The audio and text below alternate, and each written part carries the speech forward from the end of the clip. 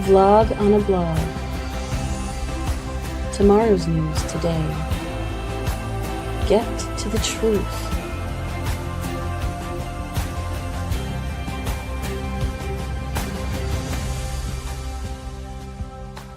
Listen, learn, live.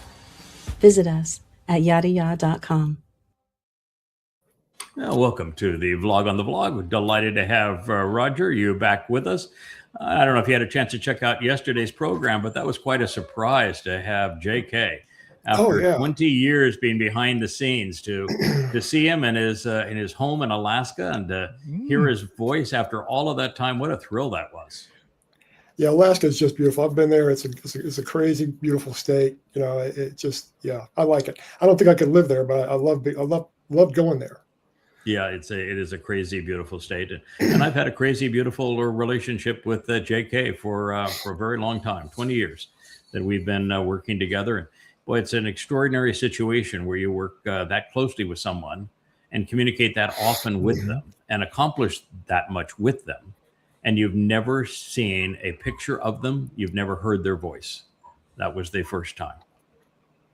Pretty exceptional. It's a testament to how introverted we all really are. Yes, it is. Yeah, and they, of course, the numbskulls of the mother goddess who want to accuse us of being part of a cult. It would be pretty tough to do that if you have a 20-year relationship with somebody. You've never asked anything from them, and you've never seen them. They've never been in your presence. You've never even had a phone call with them. Right. And yet you've worked beautifully together in all of that period of time. That's pretty much like, nonsensical, isn't it? They're looking more and more stupid every day. Yeah. It's like me and a whole bunch of other people. I first got with you on the telephone when you were having the Friday night phone calls. I couldn't see your face. I just heard a voice.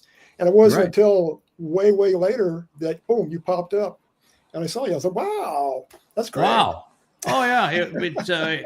We go back essentially the same period of time, 20 years. And, for the longest period of time, we didn't even know really one another. And it was really the falling away of people who were pretending to be what they were not that opened the door for some genuine and open and exposed and mutually beneficial relationships. Changed everything. Yeah. Best thing that ever could have happened was the cleaning of house. Speaking of cleansing the planet of undesirables, this first video here is quite thoughtful. Now, this goes back 40 years or more than 40 years, 5 years at this point. So it's in Germany. But here's a woman. Her name was Buckmeyer. She shot and killed the man who raped and murdered her 7-year-old daughter right in the courtroom. And there was no question that he was the murderer. He was a previously convicted sex offender, child offender. He had to go through chemical castration. He was such a repetitive sex offender. And the police caught him right away, having abducted this girl, having tortured her, having raped her, and then having killed her, and then tossing her body away in a canal. And so there was no question he did it. In fact, he even admitted that he did it, but he wanted to excuse his action by saying that the young girl, I don't know if she's 9 years old in that range. Seven. Seven. Yeah. 7. The 7 years old girl seduced him. And that she was the one who seduced him and then threatened to blackmail him, which is why he killed her. So he admitted that he raped her and killed her. Mm-hmm.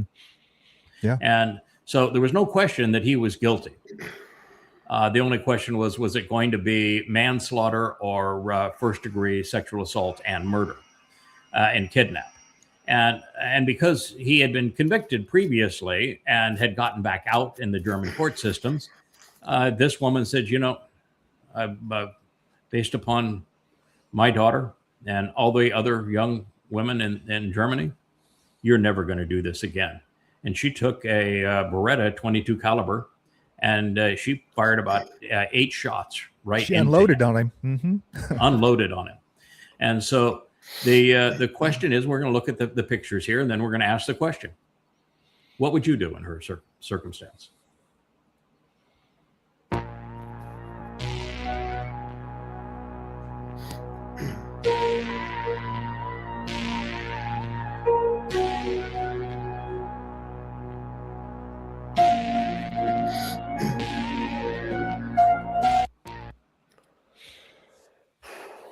Right, the story is true, every bit of it.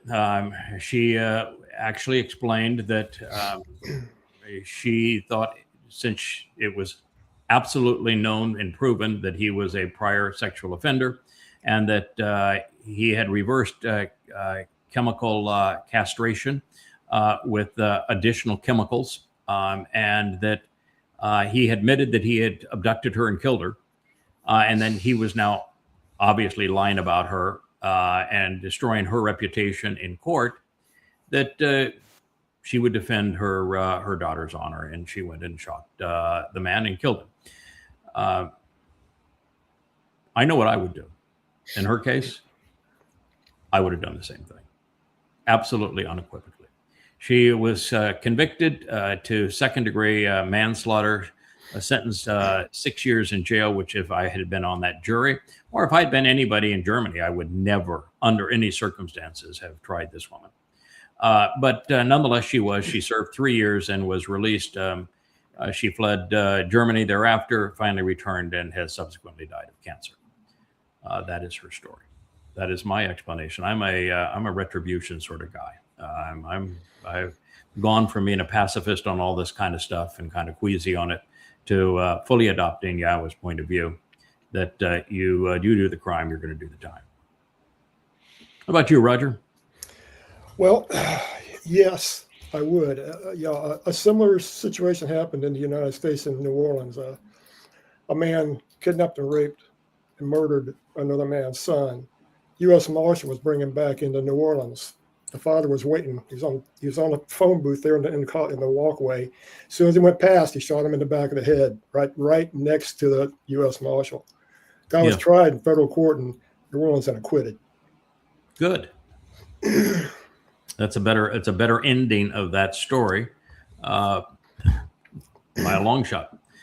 There's another case in Texas, I believe, where a man saw his young daughter, under 10 years of age. She was being raped by one of his farmhands, and he witnessed the rape taking place. He took a 2x4 in the barn, and he pounded it against the rapist's head, and he killed him. And the sheriff and the district attorney in the county would not indict him. Mm-hmm. So I think there are cases where it is appropriate to respond this way. Islamic suicide bombers, I would do exactly the same thing. I wouldn't bother with the trial. You have absolute proof that and you don't really need a trial because they all confess to the crime by screaming Allahu Akbar. So I got no issue with any of that, and I think it's actually moral. What do you think, Kevin? What would you do? Lots of thoughts came up with this in the way that the question was asked. Okay. First of all, absolutely, I'm 100% for recompense. 100%. Yahweh talks about 7 times recompense. And I'm presuming that means that because what this woman did was not recompense. Okay. It was assuaging her. She says in her statement, I want him to stop lying about my daughter. She didn't do it to protect. She didn't do it. And trust me, I'm okay with it. I would have loaded the gun and taken and escorted her into the courtroom to do it. To defend your daughter's honor? Absolutely. With her alibi. Yeah. She did not do it as recompense. She wanted to defend her daughter. That was her purpose. She wasn't trying to protect. Our job is recompense. Yeah. Yes. Our job is recompense. The other part of that is, I'm going to be really happy that if it is that this being our job, that we are no longer human in a sense, because recompense for this man is rape and torture and then murder, right? Correct. That is recompense 7 times. And then and not murder. He will have to endure the pain Yes. of dying, but his soul will never die. He will ultimately be sent to Sheol. Okay, which is worse. Now, Yeah. What committing these crimes on another person does to a person's psyche has to be taken into account. It does. And so It does. it's one thing for And not Malak just the to child, do these. but also on the child's parents and the child's friends No. and that society. I'm talking about the person that has to do the recompense. Okay. A non-rapist has to somehow rape and then kill this and torture this. I mean, torture this. No. Think about that for a second, right? No, I don't think that's the way it plays out, personally. Okay. And I hope I'm right on this, since when you read the responsibilities of the choder, that be me. I'm judge and jury, shafat, judge and jury in this regard.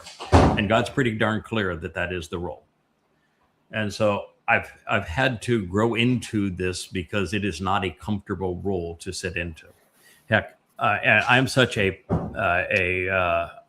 patsy on this kind of stuff that I don't even want to watch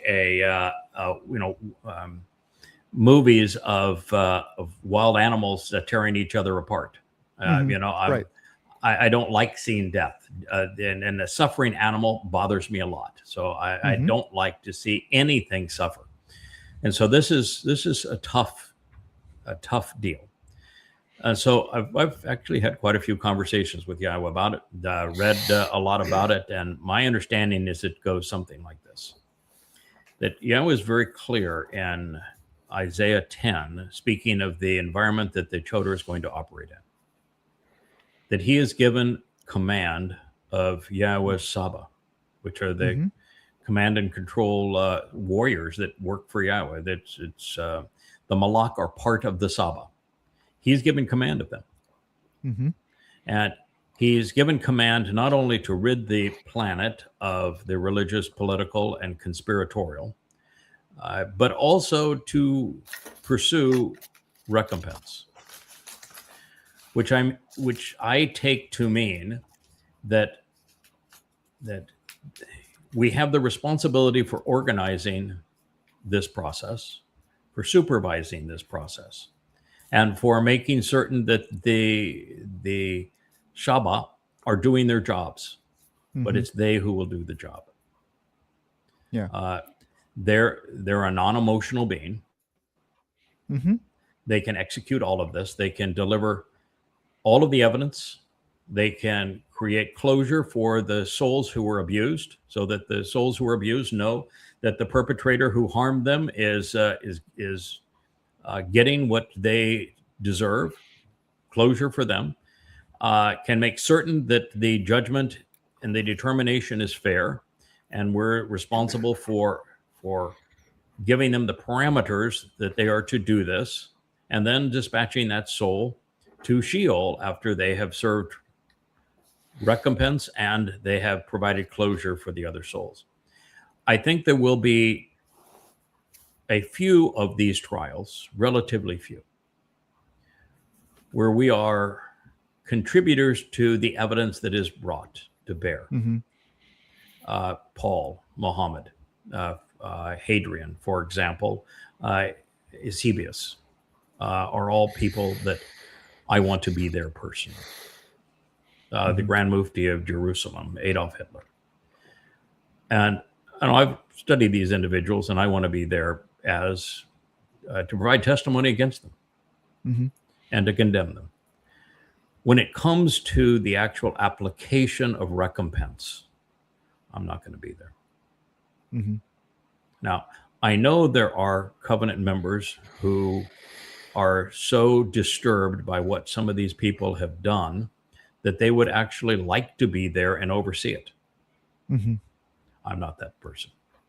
And if there is somebody that that's who they think they are and that's what they want to do, I don't have a problem putting them in a responsible position, but it isn't me. So this idea of overseeing the recompense so that the person who has done this, their soul, will feel the anguish of not having any control and being violated. I don't know what methods the Saba will deploy to accomplish that. so that it's sevenfold the anguish, but I do know that they're capable of doing it, and it's going to be it's souls that are going to feel that. So it is not a physical rape. It is all of the sensory input that would be the anguish of having no control and being violated in that way, and the horror of being rendered helpless while somebody is abusing you is what's going to occur. The Moloch are perfectly suited for being able to do that in a non-physical way. Yeah, I think that's just how it saying plays out. saying that, what just hit my mind is that it's possible Dode takes religious guilt and things to Sheol and leaves them there, right? So, But only for covenant members. Only for covenant members. Yes. But what I'm saying is that just that gives the possibility of an experience being removed from someone. So you take the experience from the victim, okay, like Yes. through their eyes, the feeling and everything, and you put that in the perpetrator and then put them in Sheol. And now With seven it. times, With it. yeah, With it. you That you works. relive what you did to someone else through their eyes over and over and over. For an and, you know. eternity. Yeah, that'll work. Yeah. Okay. Yeah, that would I'm cool with that. That would absolutely work. Yeah. Yeah. So you're not going to be an inquisitioner. You're not going to be a torturer.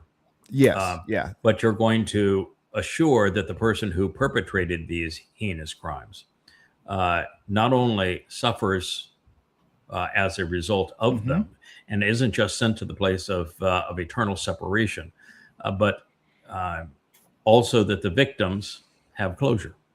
So, Well, they have lost that experience. right. That- And there that really are experience is taken. three. Right. There are three judgments being done. One is to determine those who were victims of religion versus advocates of religion. The victims of religion, their souls simply dissipate. We talked about yesterday, Dolly Parton, Sweet Lady. She's definitely not in heaven. There's no Christian ever going to heaven. She had a crime perpetrated against her soul, and so her soul simply ceases to exist. If she could tell people today, she'd say, "Don't be a Christian. I was played for a fool." Now, the person who pulled her into that, who deceived her, that's a different story. That deserves some kind of recompense. And the people who created the religion, that deserves recompense. The local pastors and priests, they deserve recompense. And so that's what's going to happen. But anyway, I think this is an interesting point of conversation and lesson. The third point I wanted to talk about the nature of punishment is it's also something that's public and acts as a deterrent, right? I mean, that's why it's done.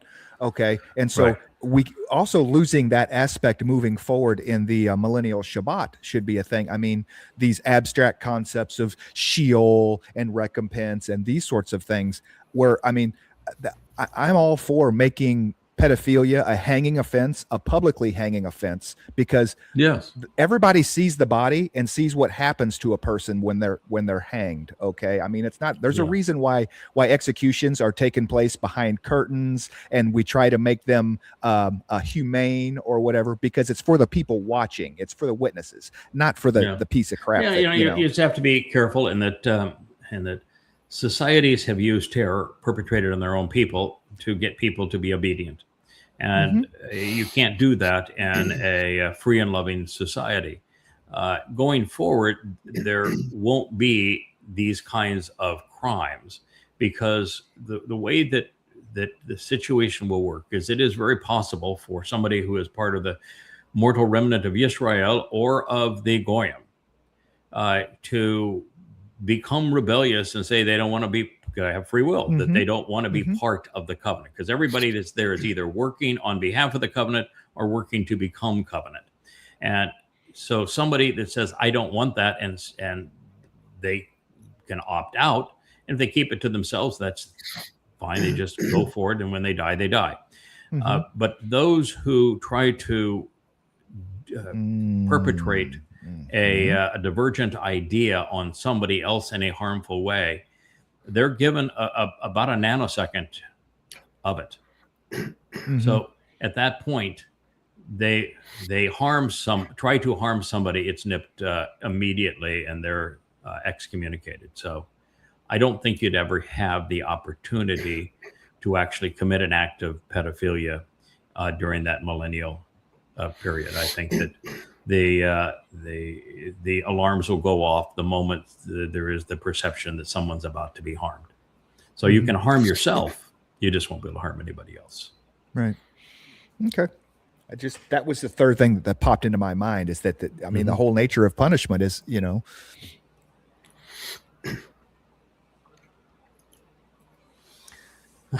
this is just weird. This is really weird, but it is it has an element of truth to it. You can play it real quickly, and then I'll explain it. I'll even explain With it. this machine, you will finally get to connect with your ancestors. What tribe are you from? We are your brothers from America.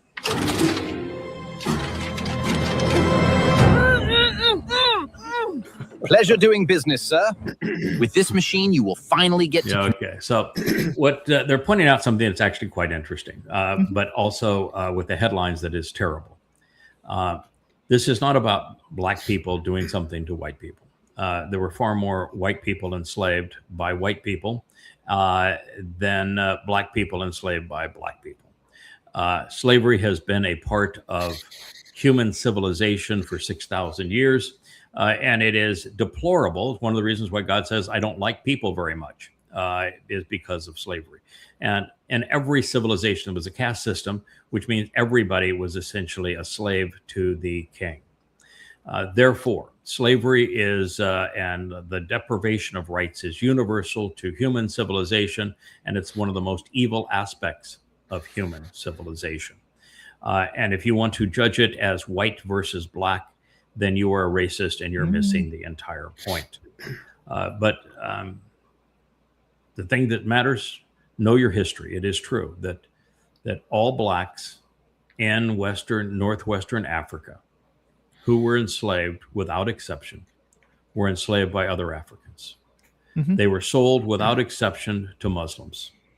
There were no Christians there. No Caucasians in the sense of Europeans there. They were all sold to Muslims, and they would not have been captured and enslaved if there wasn't a market for them, which the Muslims provided. And it was the Muslims who then provided these slaves that they had purchased wholesale to the European shipping companies. The European shipping companies were wrong. The Muslims were really, really wrong, and the Africans enslaving their own were wrong. It's a whole series of wrongs. But the history of slavery is such that you should never blame it on blacks. Now, is there a high propensity of slavery still going on in Africa? Absolutely, it's horrible. But the principal proponent of slavery today is Islam. So don't make it about black and white. Open your mind, do your homework, understand history, and have an appreciation of what's right and what's wrong.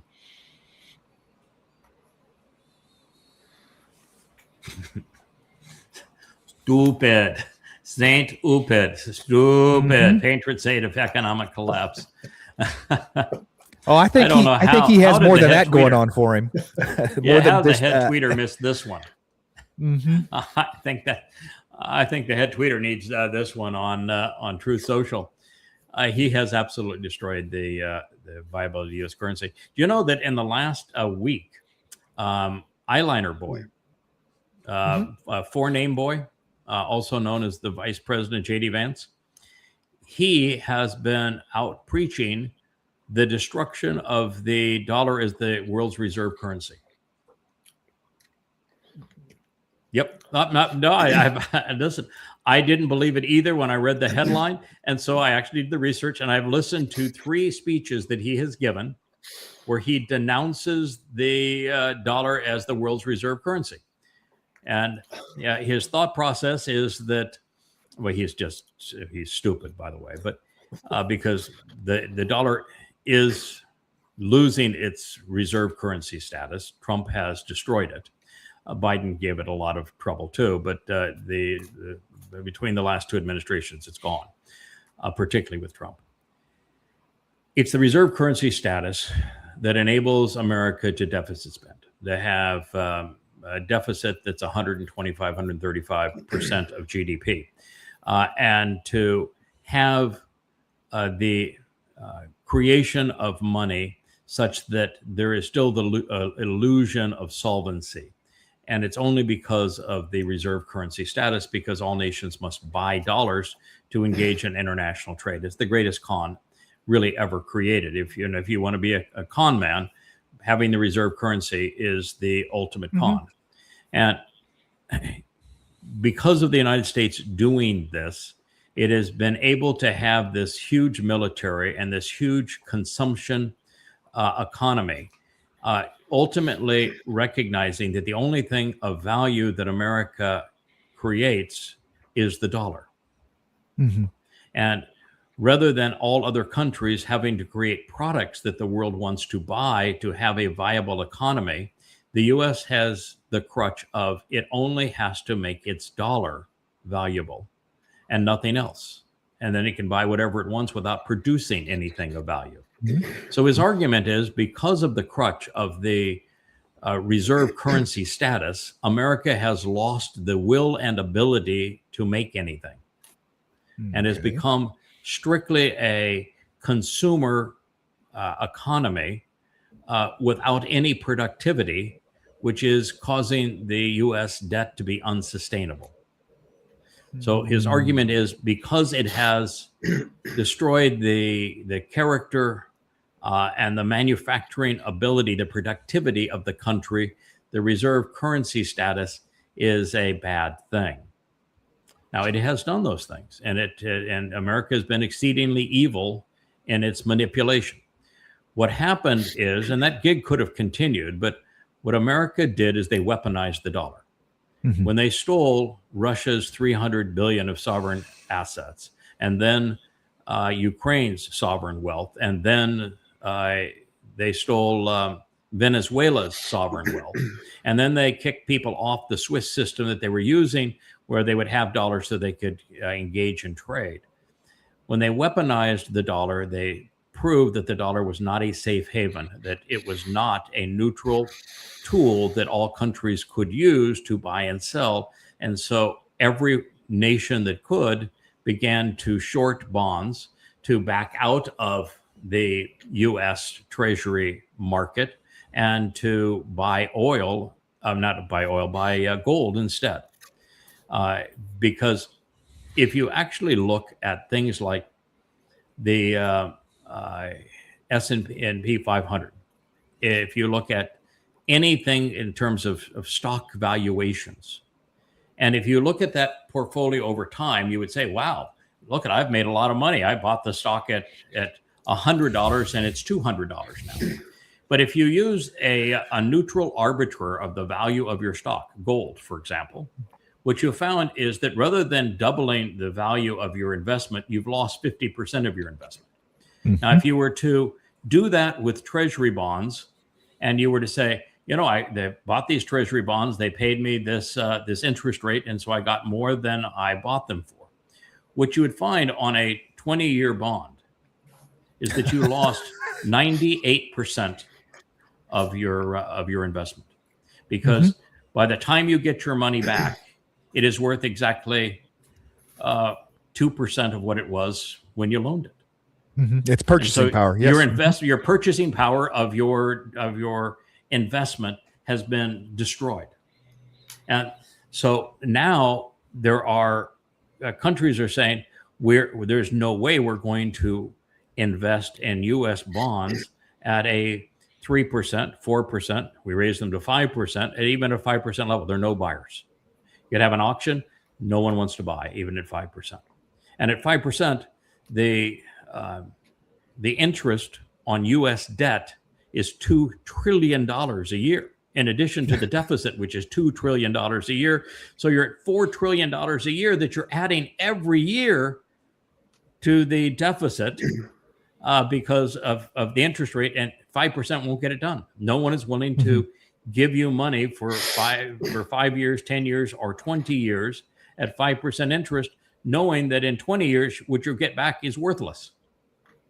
Well, 5% just barely keeps up with the CPI 10 years ago, right? I mean, right. And we don't even measure CPI anymore. There's no pretense of it. It's nothing but a con job. And all you have to do is just look at the relative price of everything next to gold, and you know exactly what has happened.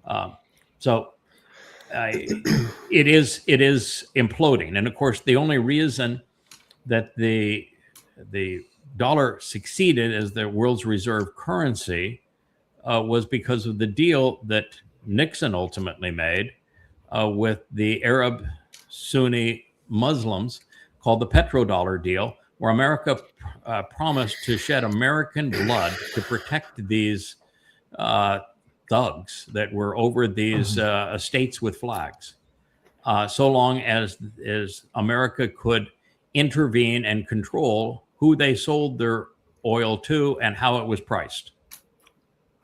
And now that America has abandoned them and caused great destruction to them with this war in Iran, and now that America has weaponized its dollar, nobody wants them. And so America has destroyed its reserve currency status. So maybe Eyeliner Boy with the 4 names is saying, oh yeah, I don't like that anyway, so that when it fails and America completely collapses, you can say, I told you that was going to happen. My question is that he doesn't show up with a solution, right? He's just saying dollar no good. He's not saying we need to move to this, right? No, doesn't have a solution. Okay. That's No because solution. I have seen something online about the status of the for lack of a better term, Trump dollar, the Trump digital currency that has received some sort of status from not the Federal Reserve, but from the Treasury about forcing other digital currencies to hold a certain amount of Trump bonds. Currency. Of Trump, yeah. Trump crypto is nothing but a Ponzi scheme. And the Trump crypto, Trump has made a fortune in because he's made the Arab fiefdoms buy that currency. When you talk about, they've invested lots in the American, no, they've invested enormous amount of monies in Trump's graft. But the investors in Trump's crypto have all lost. I mean, lost everything. And crypto at this point is in a major tailspin. Because crypto is as fake as as is the fiat currency. There's no credibility to crypto. Crypto is backed on nothing. There is no backing whatsoever. There's no credibility. There's no real asset. It's why China has recognized there's only one way to have a non-fiat currency that people will trust. Gold. Gold's it. There is nothing other than gold. And so the Chinese have been huge buyers of gold. Now, even saying that, I know there's a lot of people that want to say, can you give me financial advice since you know the future? It says, no, I don't even give financial advice to myself. One of the challenges with gold, of course, is that gold is manipulated by governments to create the illusion that they haven't screwed you over by destroying the value of your currency. And when interest rates on bonds go up and the returns on bonds look more attractive, even the short term, people are played into this notion that I'll sell gold and go into the treasuries because, well, they ticked up the interest rate. So as interest rates go up, gold goes down and interest rates have to go up.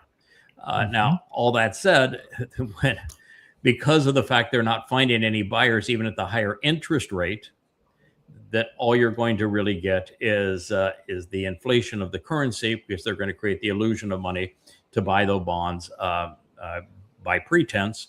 And by doing that, they're destroying the value of the currency, and therefore gold is the best hedge against that.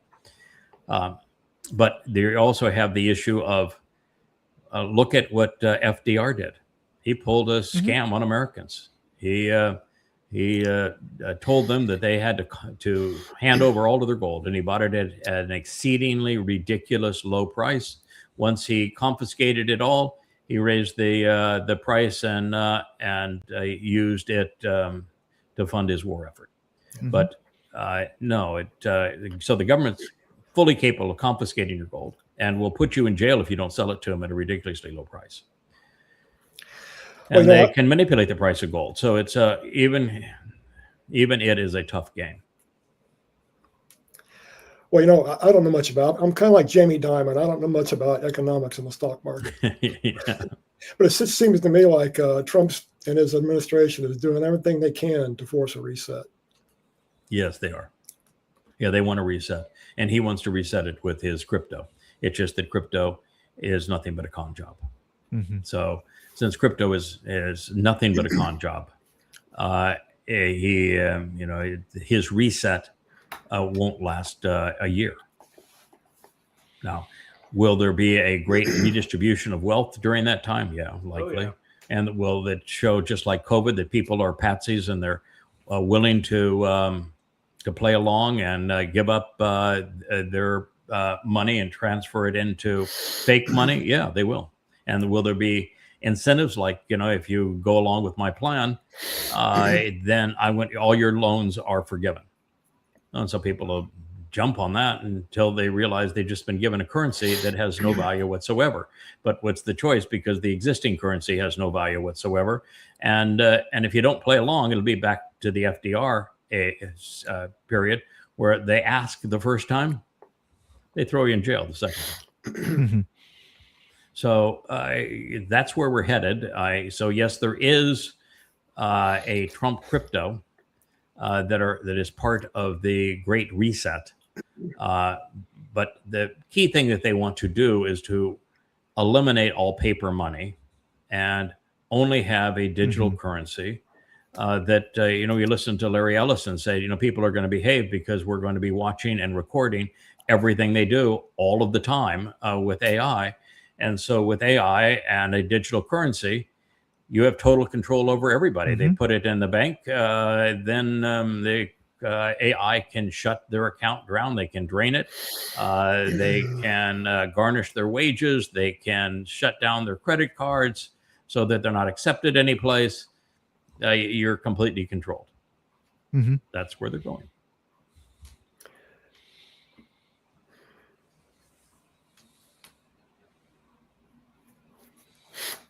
Yeah, this is a little history of Crimea. Crimea River, Ukraine said, "Oh, we'll never. Constitution doesn't allow us to sacrifice land. We can't do a deal with. We don't get our whole country back. Russia stole it." BS. When Ukraine was part of the Soviet Union, and it was part of the Russian Empire prior to that, and when the Russian Empire imploded, largely because we pulled a disastrous fraud against them. Zbigniew Brzezinski came up with a scatterbrained idea that will rent the Taliban and use Al-Qaeda to kill Russians in Afghanistan. And that bloodbath that we deliver to the Russians in Afghanistan will break the Russian will. And it did dissolve the Soviet Union. It just that it created the mess that we see in the world now, and all the migration of Muslims, the empowerment of Muslims, and it led directly to 9/11 and these wars in Afghanistan and Libya, Syria, and the like. So it was, I'm going to play a game against Russia because we just like doing that. And I'm going to create a problem that's 1,000 times what Russia ever could have been. So brain dead. But during that period, when Russia was dissolving, the Soviet Union was dissolving, they had a right to leave, right to remain clause. And the people in each area were able to vote. They could stay with what was a looser and diminished union, or they could leave. And every individual oblast was given the opportunity to vote. The vote was 75% in Crimea to stay.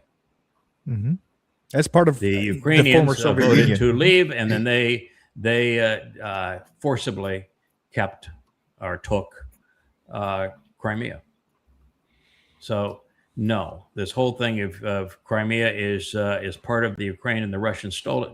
It's absolute bull. No. People will believe all manner of things, but no, it's not true. Russia over there is having a hard time attacking some of the cities over there. And what's happening is most of the citadel cities, if not all of them, were built in the Soviet era. They're very robust structures. Yes. And they're attacking the very structures and fortifications that they built. Right. That's why That's it's going so slow. That's part of the reason it's going so slow. Yeah. And plus the fact in the Eastern Oblast, Russia is trying to protect the ethnic Russians. The last thing they wanted to do is destroy everything. And yet the Ukrainians that are embedded there want to kill the ethnic Russians that were previously, for a very short period of time since 95, were considered Ukrainians. They want to kill them. They've been tormenting them for a very long time, and they want to ruin all of it. And so put Russia in a very difficult position. They don't want to destroy the homeland of their own people, and yet they don't want their people destroyed by these a-holes that are loyal to this Ukrainian regime. And so that part's tough too. And the Russians don't want to lose millions of men in this. They'd much rather come up with a way that ultimately leads to the protection of ethnic Russians and creates a buffer and keeps Ukraine from being part of NATO that doesn't cause such carnage. Unfortunately, the West, particularly the EU, is not allowing that.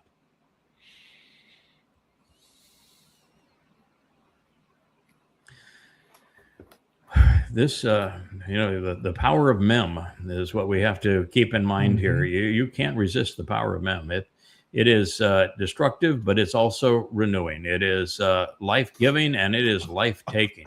And just play a little bit of this just to give people an idea as to what happened here along the Tibet Chinese border, or Nepal Chinese border. Live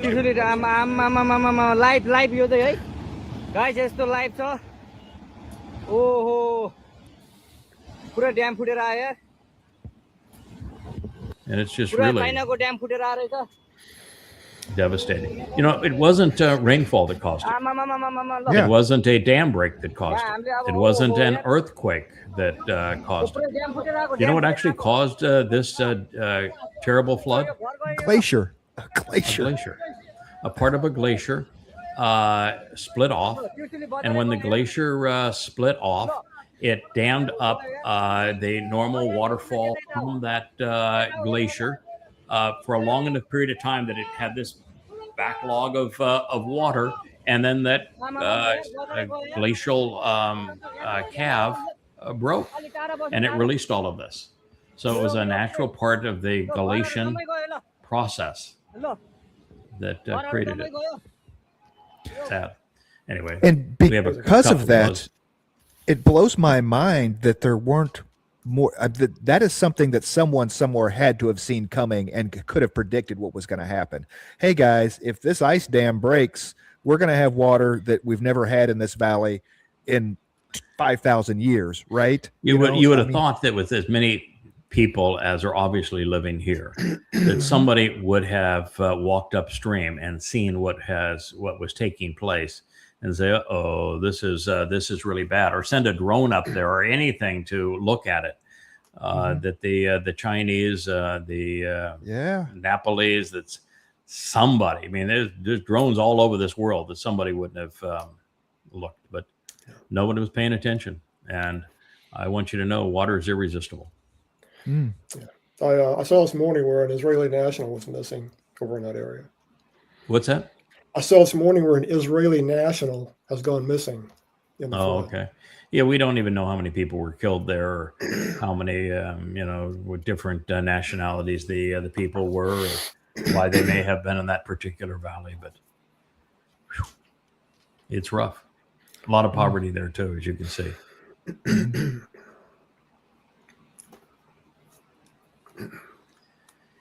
So, this is one of the scummiest kids on the planet, and I think just a really disgusting situation. It reminds me of Barron Trump.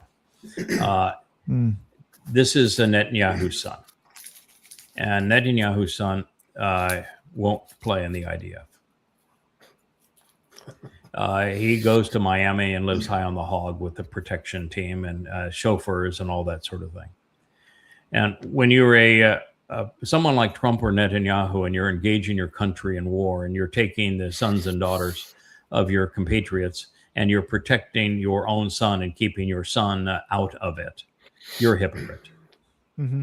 And so I look at this and the fact that they want to blame that Haaretz journalists are responsible for this because their reporting disclosed where Netanyahu's son was, and they want the Haaretz publication held accountable for that. No, I want Netanyahu and the kid held accountable for a nation that's at war, sacrificing its sons and daughters on behalf of a despot.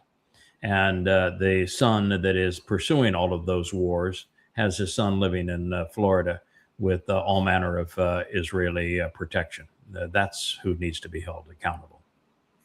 Your Without prime even minister and his son.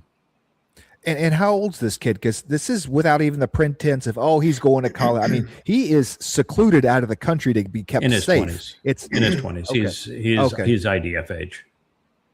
well, He's absolutely, unequivocally, not only should have been in the IDF, but should also have been part of the reserves that have called up. He is, what he has done is disgusting. It's irresponsible. It's a horrendous insult.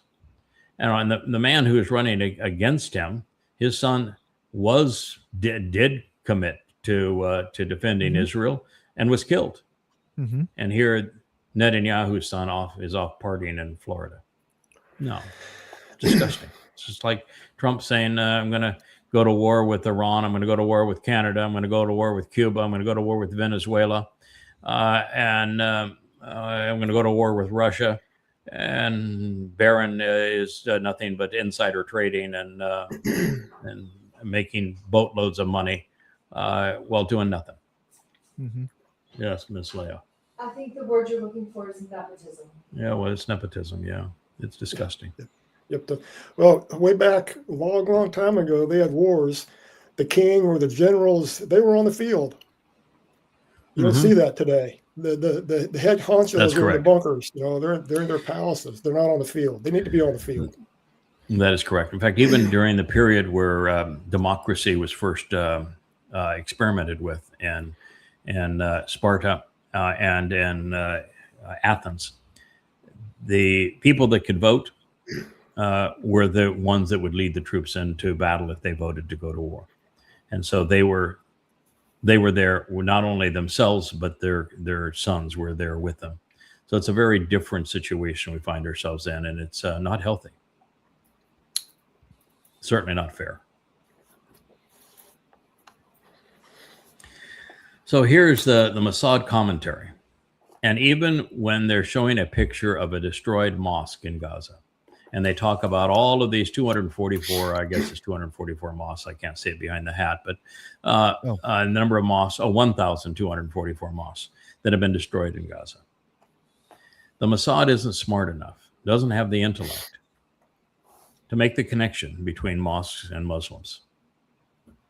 How could you be that stupid? Calling them Hamas. I mean, really, how could you be that stupid? You're saying that Hamas uses them, these houses of worship they use as terrorist hideouts. How could you be that stupid? I mean, Israel, you're almost impossible to defend when you're this stupid.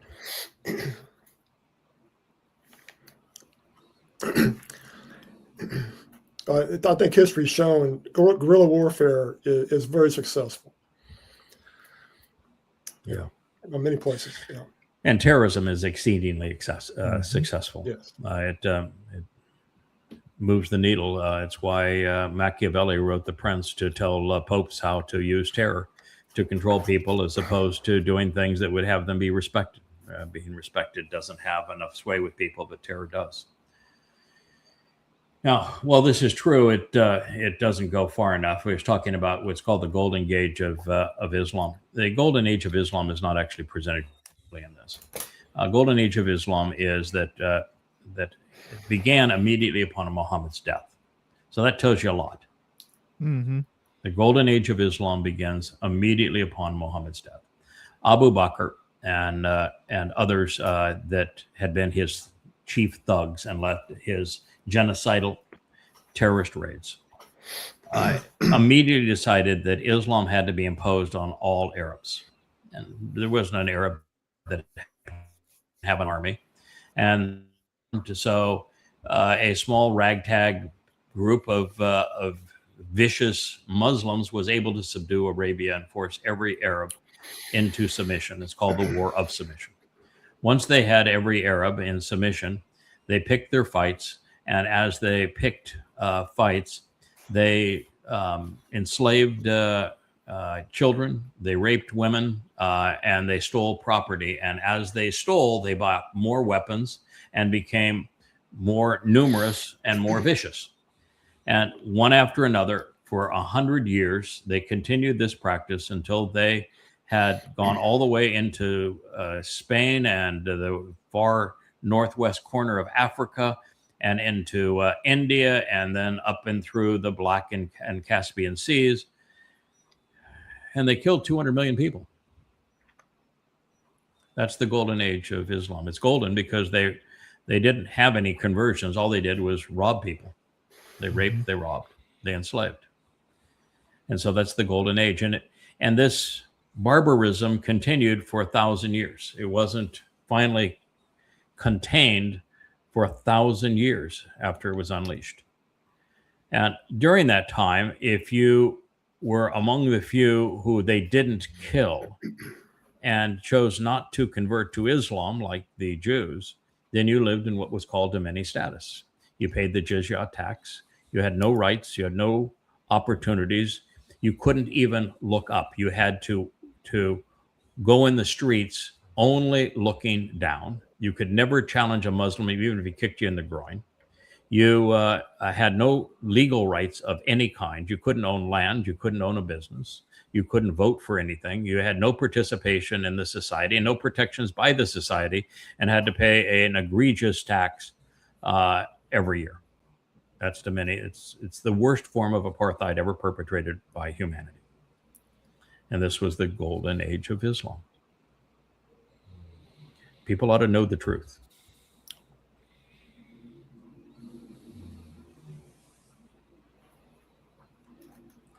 Boy, this guy. Oh, my goodness. This has got to be the biggest piece of shit in Europe. He's Finland. And his entire modus operandi is that in 3 years ago, Finland was let into NATO. I mean, to have Finland, Lithuania, and the other Baltic countries be part of NATO is a direct violation of the agreement that America made with Russia to release East Germany and East Berlin to become a unified Germany. And it is as egregious as because the Russian Baltic fleet is their principal fleet. It's as egregious to the Russians as Ukraine becoming part of NATO. So Russia should have invaded Finland immediately upon them abandoning their neutrality and becoming part of NATO. And then this a-hole, in his every speech, he goes and denounces Russia and declares war on Russia and says he wants the NATO organization that he has just joined to take the battle to Russia. So what is Russia's only natural response? Let's put ourselves back in the situation. You're Putin. You have your principal naval fleet stationed on the Baltic, and it's now surrounded such that you don't even have direct access to it. And it's surrounded by recent NATO nations who are calling for NATO to go to war with you. Yeah. What would you do? In the last NATO drills, by the way, naval exercises, they were just right outside of the Russian fleet. Mm-hmm. And this guy's every word is to condemn and threaten Russia. What would you do? Well, I think Putin understands that perfectly well. Finland wants to take St. Petersburg, there's no doubt about it. So what's he going to do about it? That's the question. I wouldn't be surprised to see Finland come under some kind of Russian attack, be it I wouldn't economic just go take it. There's no attack. You just go take it. There's nothing that they can do that Finland can do, that NATO can do. They can do. I think And we they don't figure even pol- realize it. That's the Mistake. problem. I think Putin Yeah, will figure all out those politics. Finland, Lithuania, all of them, but starting with Finland because they're the most vocal here and the most belligerent. Now, the one thing that's been interesting here is just over because it's the other nation that is also blocking Russian access is Poland. Is that in the case of Poland, while their government continues to be anti-Russian and wants to kill Russians through arms to Ukraine, the Polish people have gone like 80% against this war. They don't want any part of it. Well, they The smell same what's thing is true cooking. in Germany, by the way. The German They don't- people don't want any part of this war. The people in the UK do not want any part of this war. The French don't want any part of this war. I mean, most of the citizens of these countries know they have no military, and that they know that by causing this failed war, by using Ukraine as a proxy, that they've had to absorb millions of Ukrainians, and they have squandered their economies, they have squandered their militaries, and all the while under sanctions, the Russians have built the most formidable military now actually in the world in terms of being able to fight modern warfare. And they know that if they continue to provoke Russia, Russia will destroy them. But the leaders don't. And so you have to say, why are the leaders promoting suicide? And the reason most people, like if you look at Hungary, the new leader of Hungary is now 24/7, let's go take the battle to Russia. Russia is the threat. Is that by having a boogeyman, they can project all of their failures on somebody else. So they deflect all of their failures and flaws on somebody else. Trump does this beautifully. And the second is that when you declare war on somebody, citizens of a country typically rally around the leader, even if the leader is scum. So those are the reasons they do it. Well, and the people of the country realize there is absolutely nothing in a war with Russia for them. There is no upside for them whatsoever, right? No, because a war they don't with wanna- Russia is an interesting country in the sense that the Russian people will pay any price. They will bear any burden to remain independent of Europe. 25 million in the last World War, pretty much proof, right? And the Russians will go to the mat if you push them. The Russians don't go and invade anybody. You know, it wasn't the Russians that went into France. It was Napoleon that went into Russia. It wasn't the Russians that went into Germany. It was the Germans that went into Russia.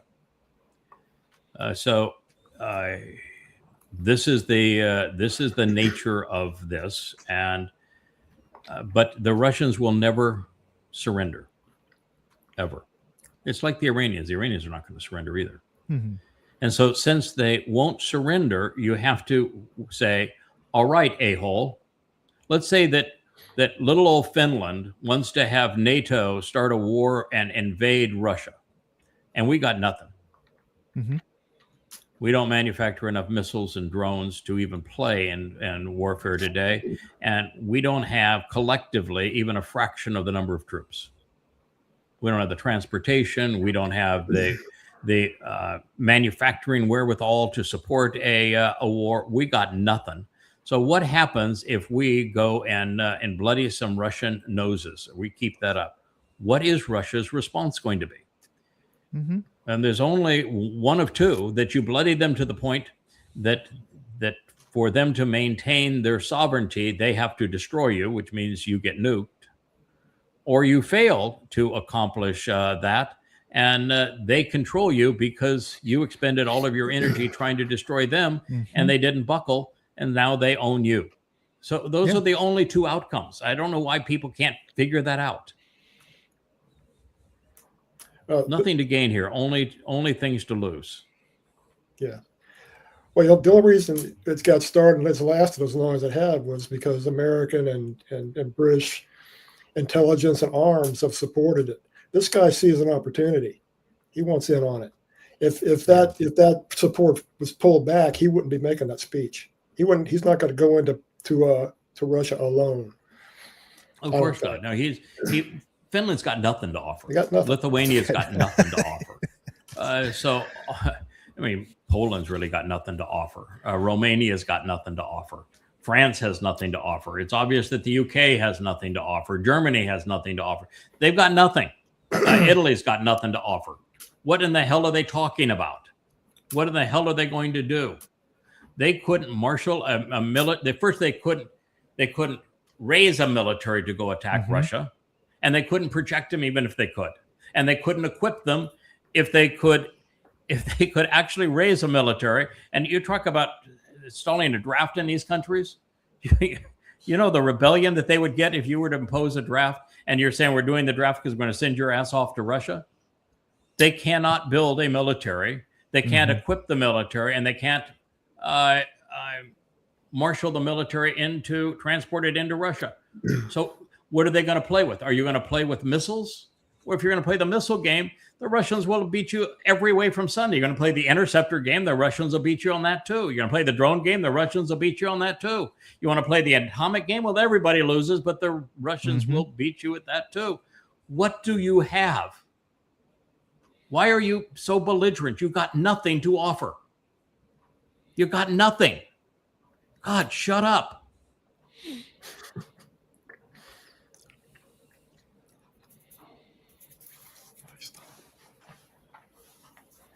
So in this situation, there's a reporter, evidently a young reporter, who asked the alcoholic weekend newscaster, why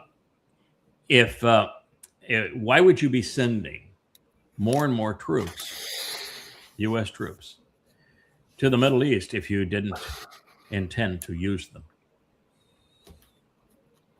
That's a really good question, right? Why would you continue? Because America's continued to build up its armed forces in the region. Why would you continue to deploy them if you didn't intend to use them? And so, rather than answering the question, he demeans the questioner and said, "Don't let me talk to you something about, son. If you're going to lead a military, you cannot tip your hand to what you're going to do to your enemy. You have to deliberately conceal what it is that you intend to do." So if I was that young man, I'd say, so what are you doing here? What are you doing here? This is a press conference in a free country where the taxpayers are paying for you to do your job. And we're here to do our job, which is to ask, what are you doing in your job? Because it looks like you're really screwing up in your job. And what you've just told me is that everything you say is going to be deceptive, that you're going to lie. And so is that what we're doing here? Did you come here to deceive? And so we're all just wasting our time, sir. That's how I would have answered that. The young man didn't have that moxie. But you can play just a little bit of this just to hear how obnoxious he is.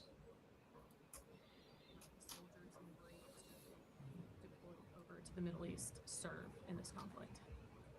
Well, just like the previous question, it's sort of No, we're not getting enough volume on it. No, it's don't tell your enemy what you're willing to do or not do, and don't tell your enemy when you're willing to stop, especially an enemy that likes to hide in bunkers and try to hoard their missiles and hope they'll wait you out.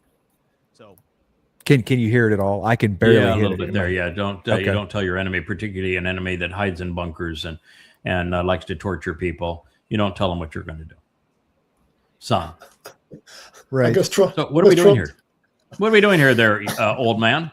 Are we here just to hear you lie to us so that we can parrot your lies to your enemy? And what made them, by the way, our enemy? I know they're your enemy, but what made them our enemy? What gave you the right to deploy our resources on this enemy of yours? And why are we here if your intent is to deceive, sir? There is no plan. Part through. There is no plan. This whole thing about we could attack in 2 weeks, 3 weeks, 6 weeks, at the president's discretion. There is no plan. They don't know. That's why he can't tell them anything. Well, what he's telling them is, I'm lying to you. Yes, absolutely. Because what he announces, of course, is confabulation. So what he announces is only true in his own little sick mind.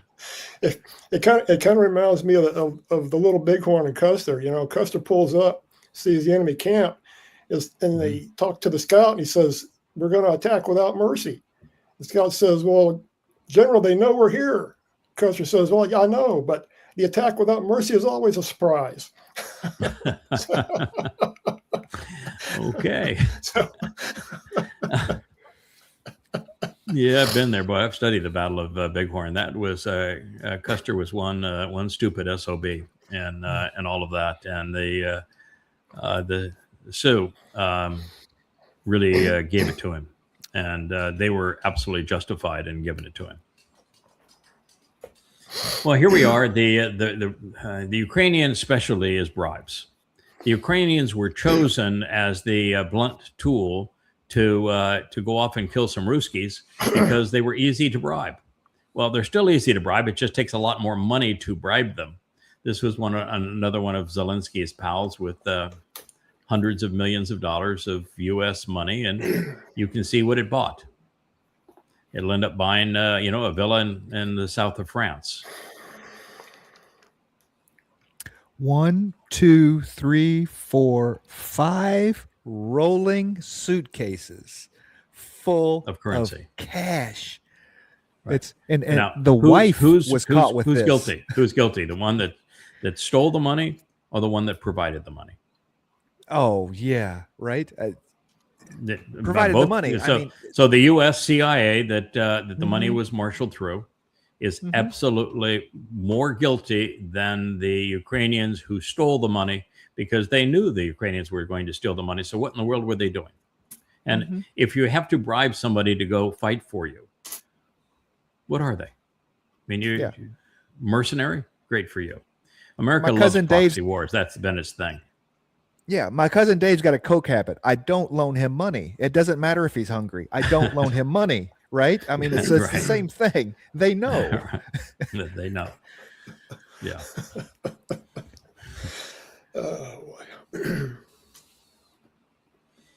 Yeah, there's another one here just to show it just briefly. It's just the, as I say, the amendments unstoppable.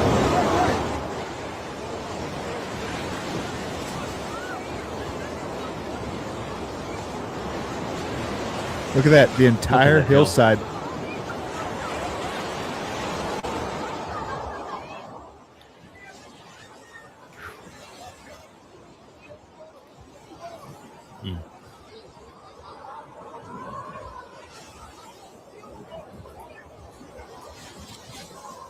Wow, what disaster. Just literally in minutes, everything is gone. I can't imagine being that close to it to film it. You know what I'm saying? It's like you see it coming and you're like, well, how much more is behind it? I need to get uphill. That's my only thought is screw the film. Yeah, the person that's filming this is on, so you can see on top of that building. And it has that galvanized tin roof. And obviously this building the foundation of this building is immediately adjacent to that torrent. So the person that's filming this can't go anywhere.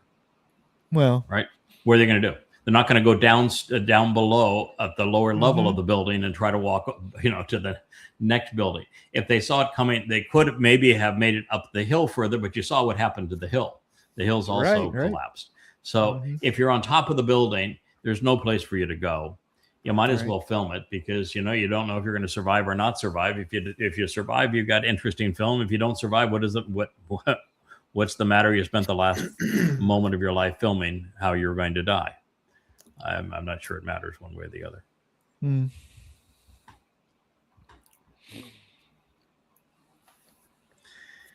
We showed this yesterday. I just want to bring it back up again.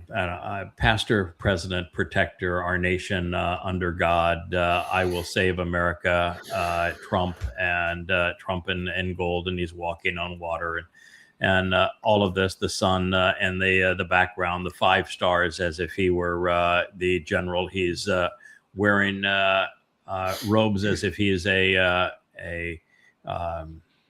Catholic preacher, I guess, but with the Trump MAGA hat, and literally walking on water like he's Jesus. The single worst thing on this planet is Babel. This is Babylon. It's the integration of religion and politics.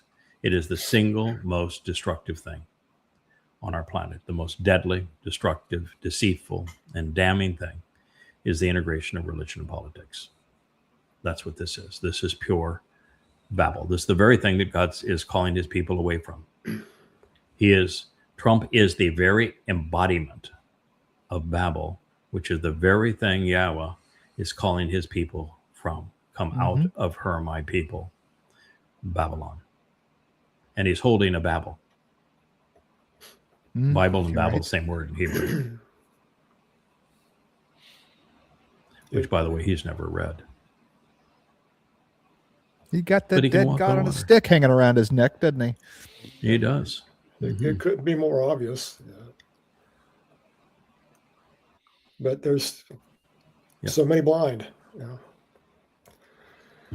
You are the biggest fool of all if you are motivated by the integration of religion and politics. It's the one thing God hates most of all.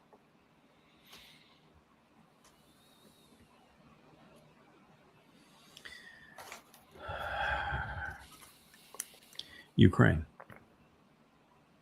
On this day, August 26th through 28, 1941. 23,600 Jewish women and children, old men, were murdered, not by Nazis, by Ukrainians. Look at the helmet on the guy with the rifle there. Does that look like a German helmet to you? You know, the way it came down over the ears and then came back up? Does that look like a German helmet to you? It's not, is it? Those are Ukrainians. It's Ukrainians that murdered the Jews.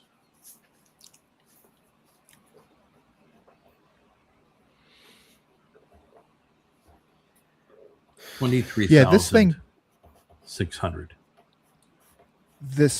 the text goes into more detail about how the invention of the sardine method, and goes to describe about how this was I mean, they were stripped naked, they were told to, and then to lie on the bodies that had been shot previously. 23,000 people. I know there's not that many. I mean, they obviously have that many bullets because they plan, but why can't they get them to use them all at once? You know, I mean, this, you know, the old Westerns where it was stripping dig people your own naked, grave. the humiliation, right? The humiliation of it. This is typical Ukraine. Ukraine perpetrated pogroms on Jews where they took young babies and beat their brains out against the wall in front of their parents. They were savages against Jews centuries before the Nazis gave them the green light to go do this on this day. Yeah. Ukraine is the most despicable nation on this earth. And for America to have partnered with the Ukraine and bribed Ukrainians to go kill Russians is one of the biggest disgraces in the history of the modern world. This is Ukraine. These are Ukrainians. This is what they did to Jews. Strip them naked one at a time. And then after humiliating them, they put a bullet in them. And then they tossed them into trenches. It says the ground moved for days. As they continued to suffer and die a slow death.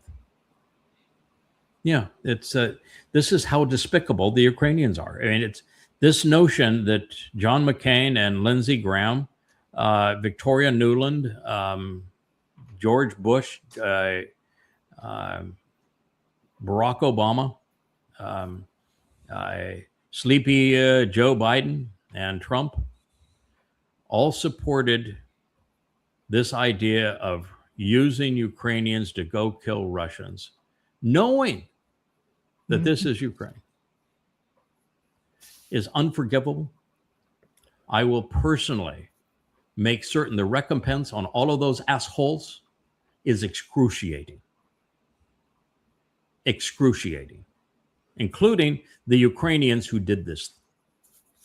Every one of those Ukrainians and every American who chose to deploy them to go kill Russians, I'm going to hold accountable. I can guarantee you that. This is reprehensible.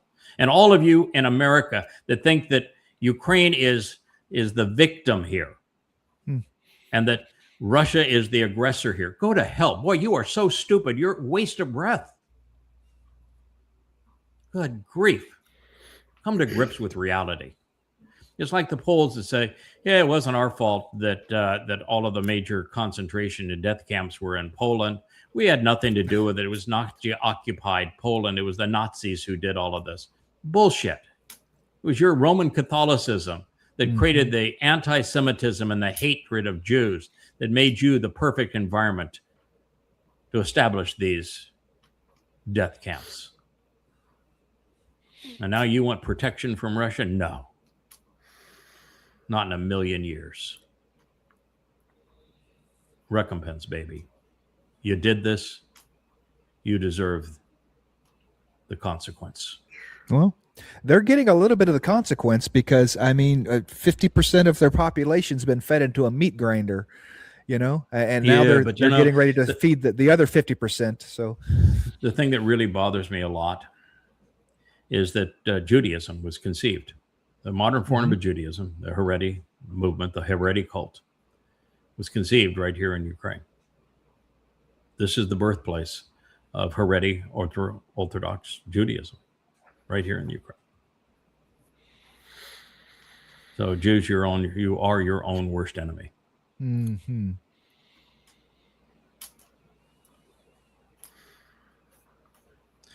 Boy, when you will see her face as Trump is saying that the Epstein files were a product of Obama and Comey, and they all made them up, and there's nothing true, and they fabricated every mention of him in it. It is so repulsive, and you can see her finally saying, "What the fuck am I doing here, man? Mm-hmm. This man is hideously evil. What am I doing?" So you can play a little bit of this. So you're not going to hear much from him because it's too soft from him. But just a very quick briefing, and in terms of the credibility of the different things that they've seen, and I would say that, you know, these files were made up by Comey, they were made up by Obama, they were made up by Biden. And we went through years of that with the Russia. Look at her eyes. Look at her eyes. I don't feel sorry for you, whore. You were a huge part of the problem. I have no sympathy for that whore. Now, this person that posted this said, "This is the moment I knew that MAGA was over and Trump was bullshit." MAGA is not over. MAGA is the most destructive force in the world today. It's allied with Satan. And because Trump is Satan incarnate, it's far from over. Mm-hmm. It's going to metastasize. Worse than people can possibly imagine. Mm-hmm. And this whore was hugely responsible for it happening. Well, the song was appropriate. Yes. Sounds of Silence. That's a pretty dark song. Yeah, it's a pretty dark song. Yeah, the words of the prophets are written on the subway walls. Yeah. Sounds of silence. Not enough people willing to stand up. Tell you the truth. And boy, you tell people the truth, and they come out and just attack you. They're vicious, particularly on X. The Copper Confabulator. He's Satan in a suit. So Satan in a suit, he's the new SS for the Fourth Reich. Satan in a suit. SS. Any day now, I expect him to come out in a military uniform. I'm surprised they haven't done it yet. Oh yeah, so he can mimic his hero Hitler, or Stalin, or Mao. Yeah, well, that is his uniform right there. He can't wear a uniform actually because he has a deferment. He has bone spurs. That is correct. He's Satan in a suit, man. That is his uniform. You're looking at Satan in a suit. Mission accomplished. How many times did he accomplish this mission in the war that he has lost and the war that he can't end? That's just of his objectives that he has been able to articulate. I mean, no bomb. Well, we know they have a bomb. They have to have a bomb at this point, right? They have to open the strait, right? Strait's closed to any. I mean, unless you're China or Iran, the strait's closed to you, right? Mm-hmm. I mean, we're bomb them back to the Stone Age. You know, I mean, destroy their currency. None of it. It's mission accomplished. If only it was that easy, they could just float away. Oh yeah, But no. you can't even declare a victory and leave in this case, because leaving the war is instant death to America because of the reserve currency and bailing out of the Middle East. So you leave the war, it's instant death to America. You continue the war, it's instant death to America and the world.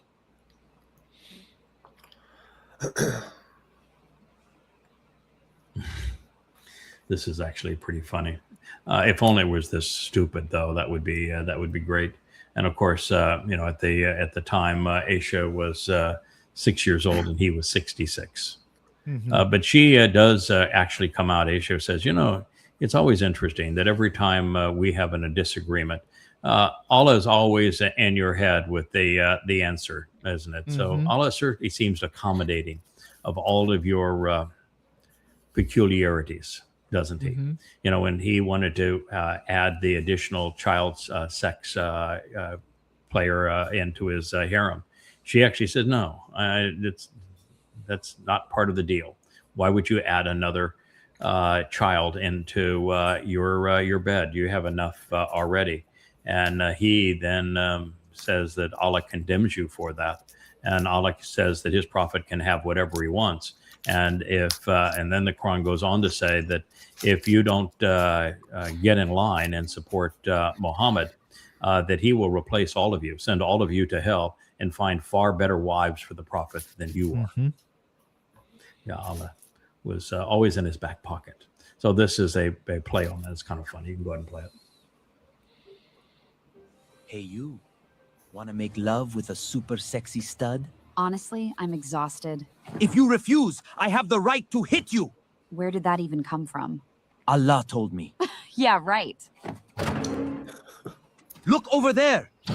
You do not have the right to refuse your husband. It is your duty. Okay, I changed my mind. You're gonna feel like you're riding a winged donkey. 34 seconds later. So, did it work? Perfectly. Thank Allah. Can I get my payment now? Oh, yeah, I almost forgot. You'll see. This one never says no. The goat's a liar. That goat's a liar. All right.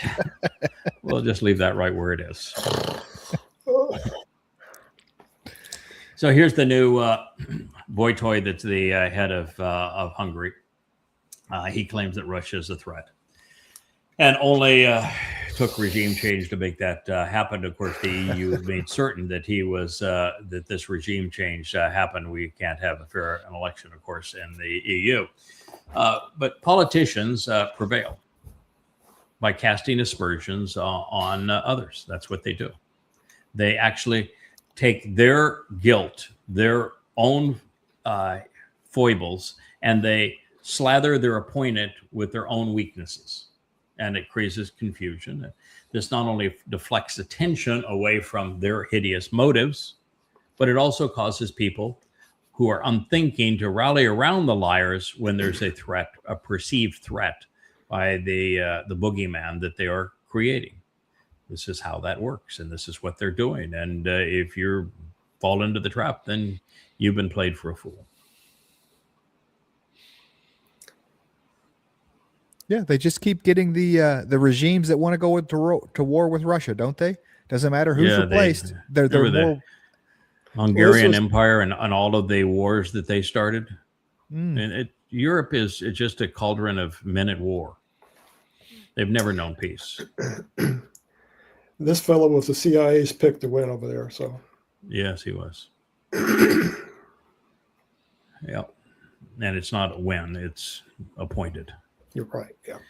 Well, this is Glenn Dyson again. He is saying that, and he is actually a good man when it comes to recognizing what's going on. He's a good man. He's just unfortunately surrounded by all of his guests are anti-Semites. But Mertz, he says, we must get out of this climate of gloom and resentment, this widespread discontent that has been paralyzing our country. So Dyson is saying, so the solution to all of Germany's problems is to stop whining about Mertz's policies and warmongering and his delusions about authoritarianism. So that would be like Trump saying, in this next election, you shouldn't vote to be antagonistic towards me or to show any retribution to me. That America's problem is the hatred of me and your slime and you're paralyzing your country if you're showing resentment to me. That's what Mertz is essentially saying. But when you admit that your country is paralyzed and your country is in a climate of doom and resentment, and you're the leader of that country. Truman had a plaque on his desk, didn't he? And the buck stops here. Right. I mean, it's like, come on, who else you going to blame? Yes, Trump says, I could solve every problem in 15 minutes. I'll solve them before I even am inaugurated. And now 2 years into his term, he's still blaming Biden for everything. Mm-hmm. Yeah, come on. Yeah.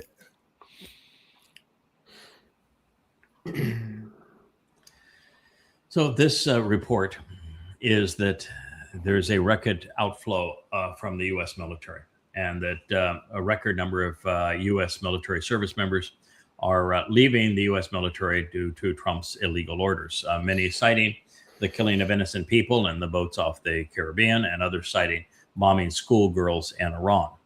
And all while the U.S. is trying to find ways to legalize stealing more vessels at sea and confiscating more national assets. Yeah.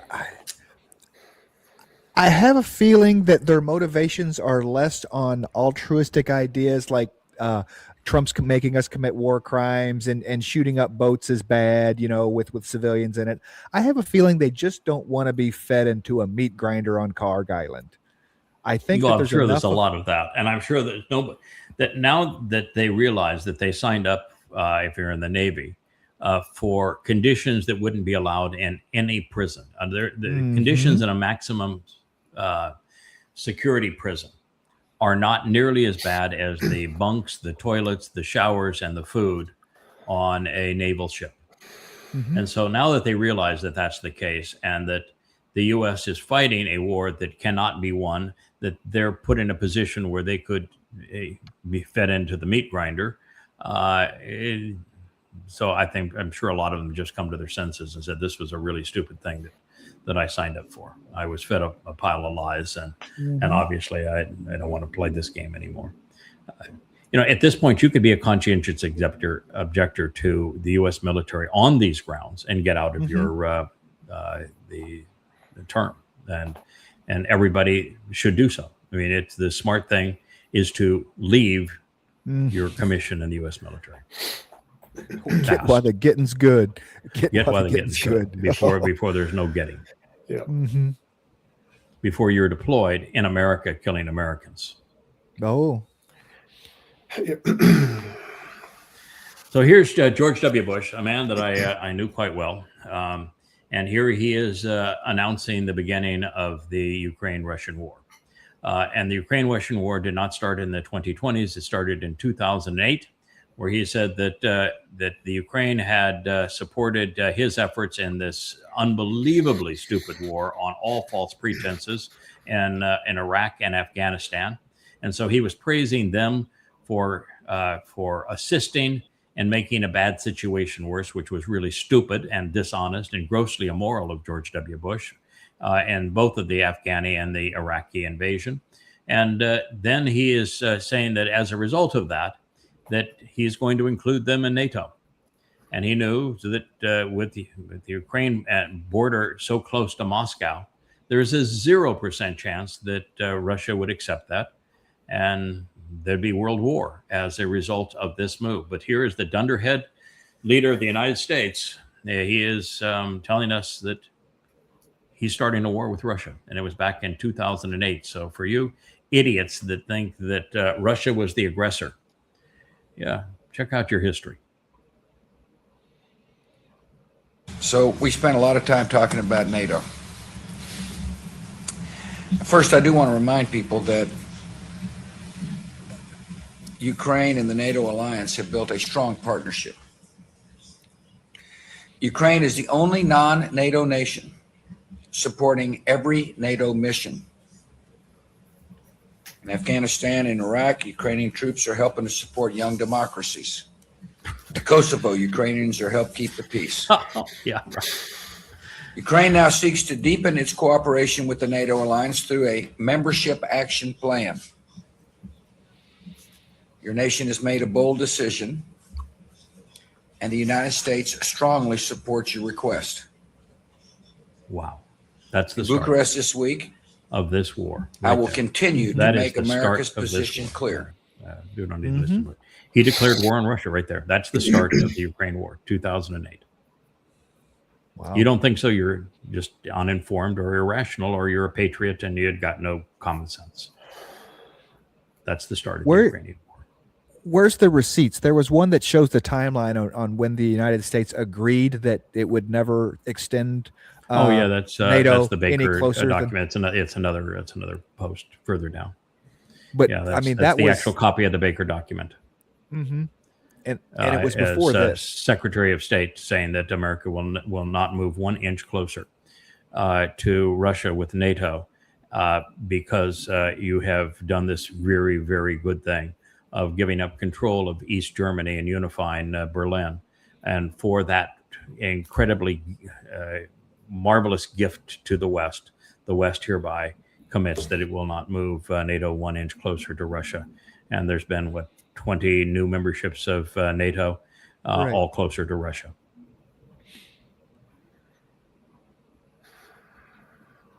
And I wonder why they don't trust us. Has there ever been a treaty with anybody that the U.S. has kept? No, we don't do that. No. We're like Muslims in that way. So this is 80% of the buildings in Gaza. 80% of the buildings in Gaza are destroyed, and only 3% of the population has been killed during the war. So he wants to say, Dr. Maloof, that he happens to be a Christian, unfortunately. So no matter how he wants to frame it, it's not genocide. Oh, yes, it is. But not of Muslims. That's genocide of Jews. By doing that thing, Israel committed suicide.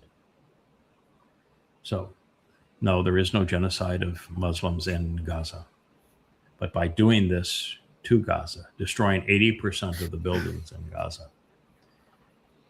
Israel committed genocide on itself. That is the thing that I warned Israel about the morning of October 7th of 2023. I went on the air to talk about it. I wrote a letter. It became a chapter at War with Religion in the first volume of Goddamn Religion, posted free online. You can listen to it. You can read it. And I knew Israel was going to do this thing and that it would destroy Israel, and it did. And now I'm here to tell you about it, and you still can't figure it out. Israel is completely isolated from the world. They're condemned by the world for doing this thing. They were played into doing this thing. This is what the Muslims in Gaza wanted Israel to do because they knew it would be suicidal for Israel.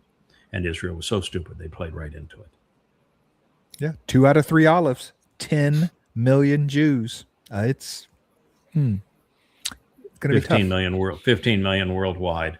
And God's talking about the number that will be part of that remnant in 2s and 3s and 4s and 5s. And those aren't millions. They're not even thousands. All right. So this is Harvard. And so Harvard authorized a woman to read from the Quran at the graduation and read a verse that emphasizes submission, surrender to Allah, which is to be a slave to a false god. And she was allowed to do that while wearing Muslim garb at the Harvard graduation. Now, what's amazing, of course, is that Harvard was established as a Christian seminary. But beyond all of that, those who should teach, indoctrinate. Those who should know are ignorant. Those who claim to be smart are stupid.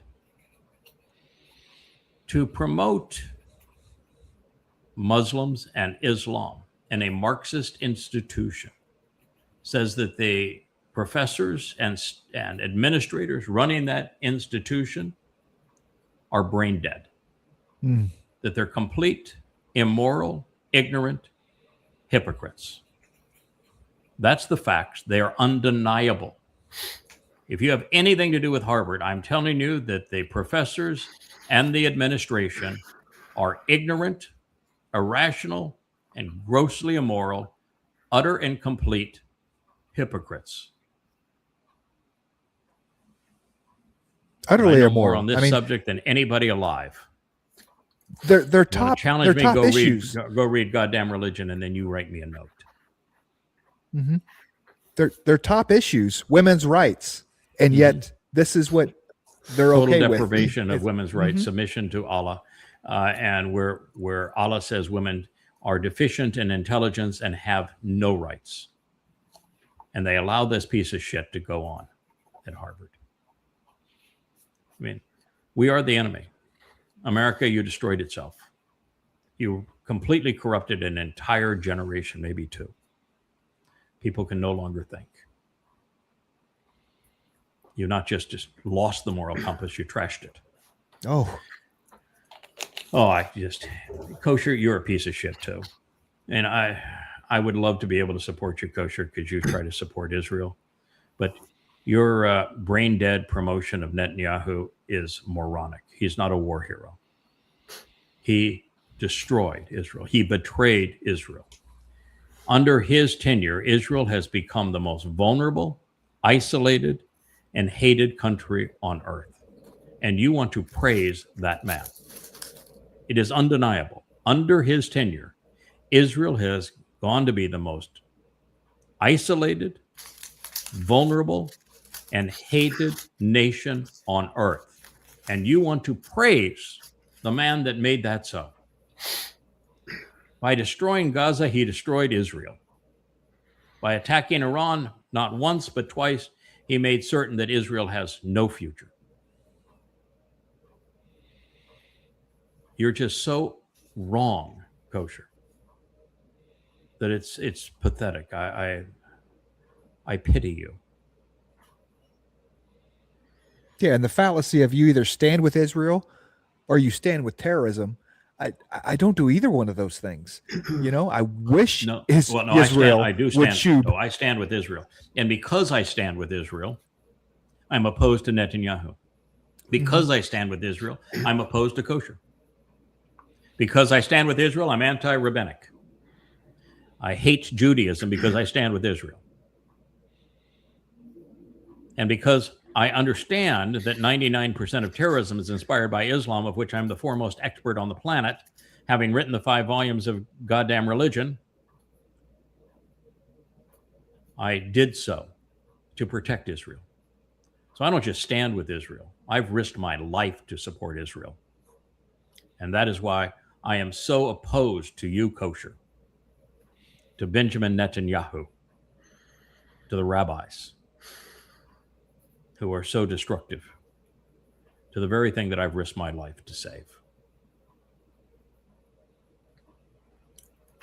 Next, please.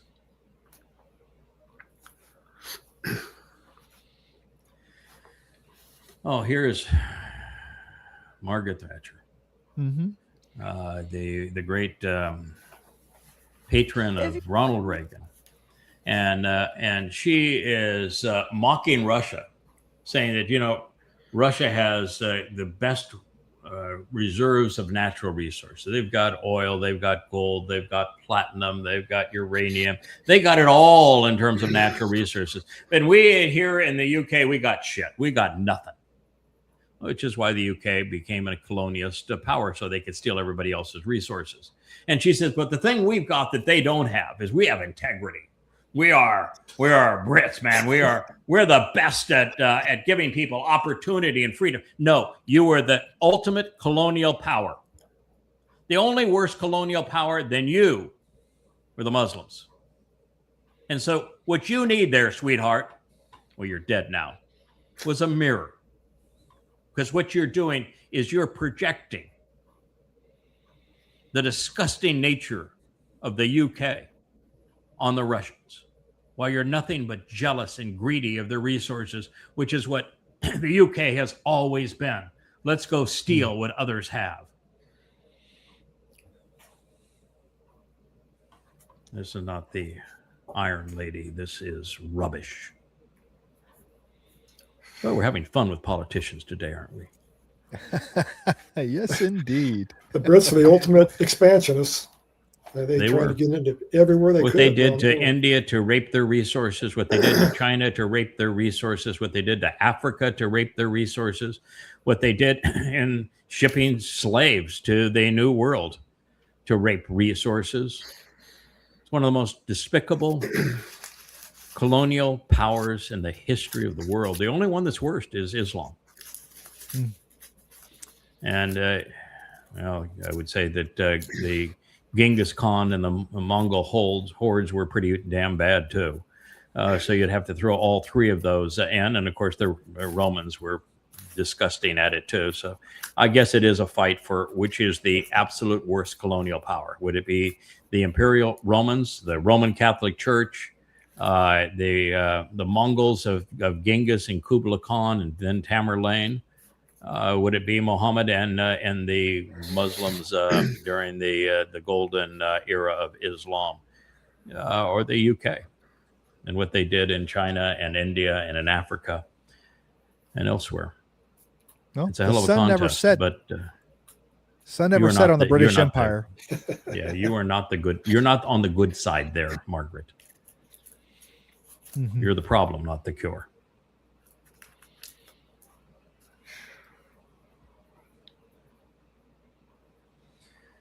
So now more and more publications are saying that Ratcliffe went there to scold Putin, to tell Putin, don't you dare attack the Baltic countries like Estonia or Latvia or Lithuania.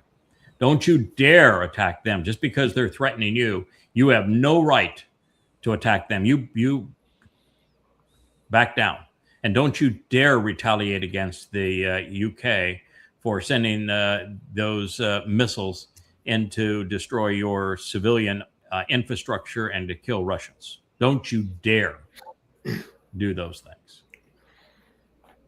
That is the message that the CIA released to every news agency, of course, by an unidentified source. With the unidentified source, all telling each of the disparate news agencies exactly the same lie.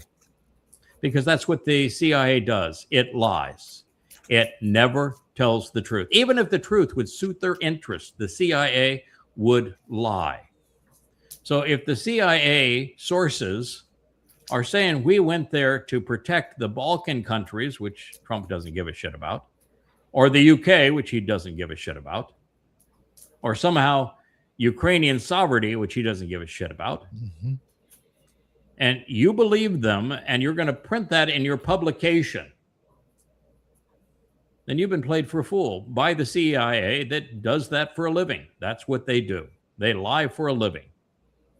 So I can tell you that when the informants are all saying the same thing from the CIA, what they're saying is not true.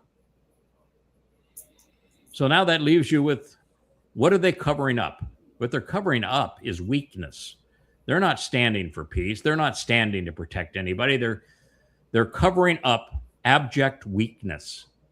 He went to beg to have Russia join in the sanctions of Iran and to help get the Strait of Hormuz open.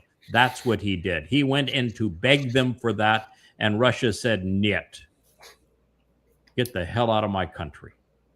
How dare you sanction us, start a war against us, start a war against our ally, and then come here begging me to bail you out of this war. Get the flock out of my country. Mm-hmm. That's what it's all about, because Trump is desperate to end this war that he can't end, because he knows how it ends in the midterms and what that does to his impeachment chances. And so he sent him to threaten Putin over Iran. That's what it was all about. And we know that because that's the only thing that Trump cares about right now. We know that because he sent the CIA chief and not his normal negotiating team. We know that because the mission is secret and he didn't disclose it. And if it was to beg to support the Baltic countries, he would have pounded his chest and say, I'm the peacemaker, man. I'm telling him what he needs to do. I'm the peacemaker. He'd have bragged all about that on Trump's social, wouldn't he? But the fact that he said nothing and sent this man to do this and had the CIA have this cover story means that he was begging the Russians to bail him out of the mess he made in Iran. That's the truth. And this was the guy that drew the short straw to carry the message. Rubio, whose job it was like, I'm not going to Russia and saying that. I'm not going to end up in a gulag. Kushner says, oh, hell no, there ain't no money in this. I'm not going. Cliff says, Trump, Well, you're rich, but you can't pay me enough. What's our next weekend? Where are we playing golf next weekend? Yeah. No, it's pretty obvious why he sent this guy in a military transport, C-17 Globemaster. Why that happened like that? Yeah, it's obvious. Typical Trump. I'm going to threaten you to bail me out of this mess I've made for myself with the closure of the Strait of Hormuz and unable to end the war with Iran. I need you to bail me out because the reserve currency status of the dollar is destroyed by all of this. And oh, by the way, I confiscated, actually my predecessor, but I still keep 300 billion of Russian assets. I have sanctions all over Russia, and I continue to fund and support the war against Russia. And yet I'm here. I'm so effing stupid that I'm here threatening you and begging you to bail me out of the Iran war that I also started. I mean, Putin, if he didn't do this, he missed one of the greatest opportunities ever. Because while the meeting was not scheduled with him and it was with his one of his deputies, the moment this man opened his mouth, I'd have walked into the room if I were Putin. And I'd say, you need to stand up, but I'm going to tell you something. I want you to record it so that you can play it for that piece of shit president of yours. You started this war against us. You sanctioned us. You stole our money. Russians have died protecting this country from you. You then attacked one of our allies. You killed little schoolgirls. You got in yourself a situation where you can't get out of it. And now you're sanctioning them just like you sanctioned us. And you come here threatening me, begging me to bail you out of this mess under those circumstances. Not only you're going to hell, but you're responsible. Hell no. Now, I do like that C-17 Globemaster. I think I'll keep it. I don't know how you're going to get out of here, but that's your problem. That's what I would have done. And I think I might have reminded him, I said, if we do respond to Lithuania and Estonia and Latvia, it'll be because of what is happening in Estonia, Latvia, and Lithuania, and what NATO is doing, and them being part of NATO under these circumstances. That is why we will respond. You were the provocateur, they were the provocateur, we would be the responder. And if we choose to destroy Ukraine versus slowly protecting ethnic Russians, I guess you're responsible for that too. And if we retaliate against the UK for killing Russians, well, that will be on them as well. So thank you very much for the gift of the C-17, and see you later. Well, Putin's got to see this as a real sign of weakness on Trump's part to even offer something like this. Oh, of course. Yeah, he doesn't. Putin's gone to the point where he said, you know, I'll go along with Trump, and I'll kiss his ass, and I'll pretend he's an important person, and we'll go through the pretense of negotiating again. He said he wanted to end the war. We want to end the war. We'd much prefer to negotiate the end of the war than have to win on the battlefield. That's better for everybody. So he went to Alaska, and he found that Trump was a worthless piece of shit. And after that, he has no interest in. It's just like Iran. There's no interest in negotiating anymore. Why would you negotiate with a guy that you can't trust? Mm-hmm. So that's where we are.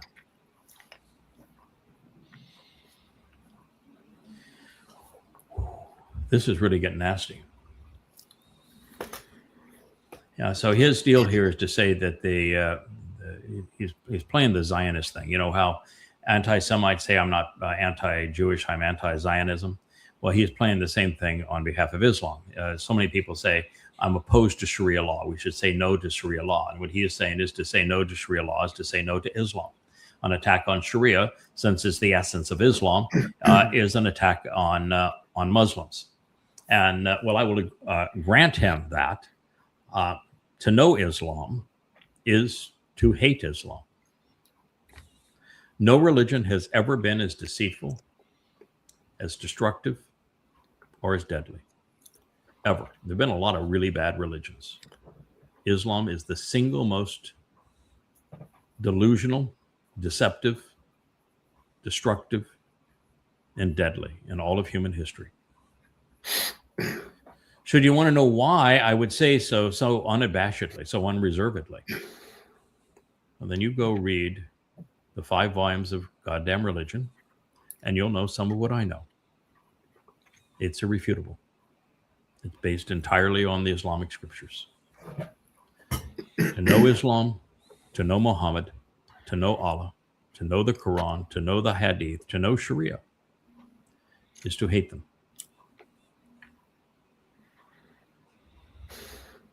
Yeah, you can't hate something you don't know anything about, can you? Nope. But if you know about it, you absolutely can and should hate it. This is like the woman walking into that courtroom where her daughter was raped and then murdered. Islam is the most responsible for rape and murder in the planet. What are you going to do? Are you a patsy? Going to roll over? Going to allow them to rape more and murder more little girls? Is that what you're going to do? Because that's what Islam is. Are you like that woman who will say, I'm going to defend my daughter's reputation for what you did to her? And or you have the courage to stand up for others? Who are you? Who are you? I had the courage to write it, to share it with you openly. I've received thousands of death threats for doing so. You don't even have the courage to read it? Who are you? Do you have any character at all? Are you worth the breath that you take in? Or are you just another useless piece of meat on this planet? Who are you? Do you have any values, any courage, any character at all? Who are you? Why do you differ so much from that woman that walked into that courtroom?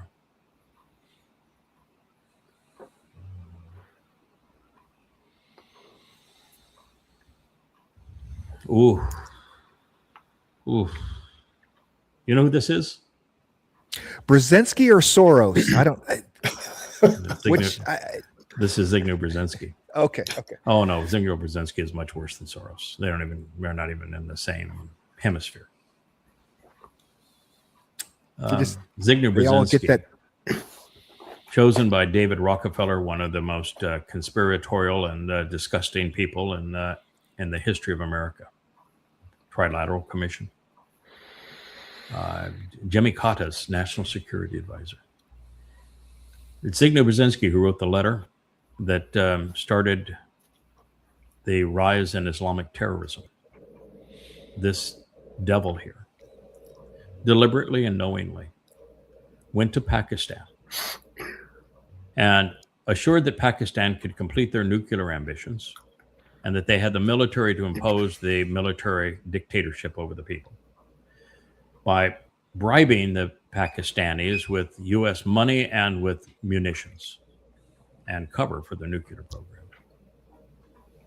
So that the U.S. could rent the Taliban, which was an agency of the ISI and the Pakistani military, that we could rent the Taliban in Afghanistan and use them in Afghanistan and arm them in Afghanistan to go kill Russians. And then when there weren't enough Taliban and they weren't educated well enough to deploy the U.S. weapons to take down Russian helicopters and aircraft, surface-to-air missiles is what we gave them.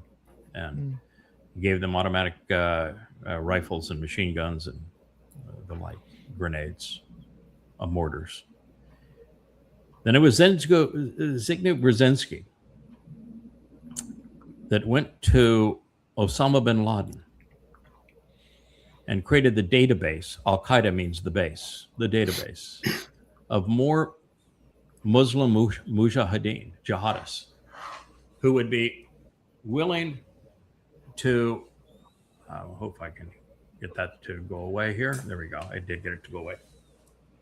To more mujahideen, more jihadists, to arm with American weapons so that they then could kill more Russians. And in so doing, in creating Al-Qaeda, he created the very entity that brought down the World Trade Center.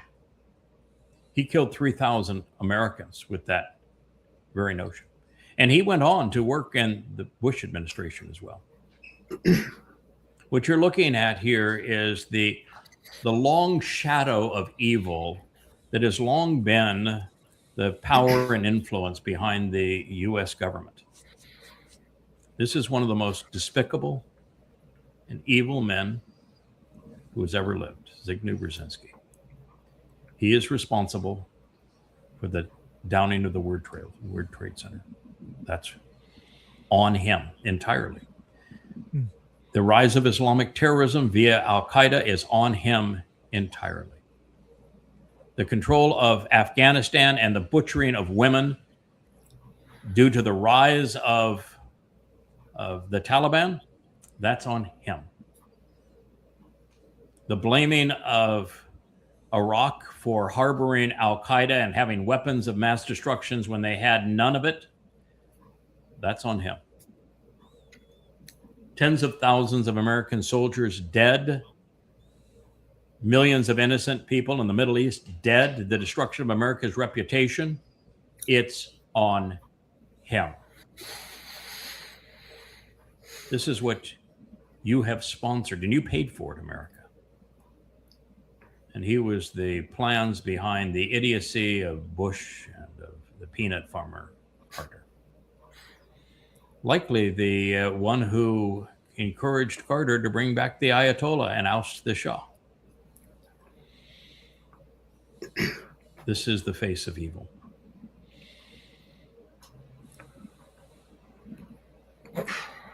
He's got to own up for it. He'll get his hold him recompense. accountable. He's in the top 100 most evil people have ever lived. A lot of people have died because of that maniac. So this is Bloomberg that's reporting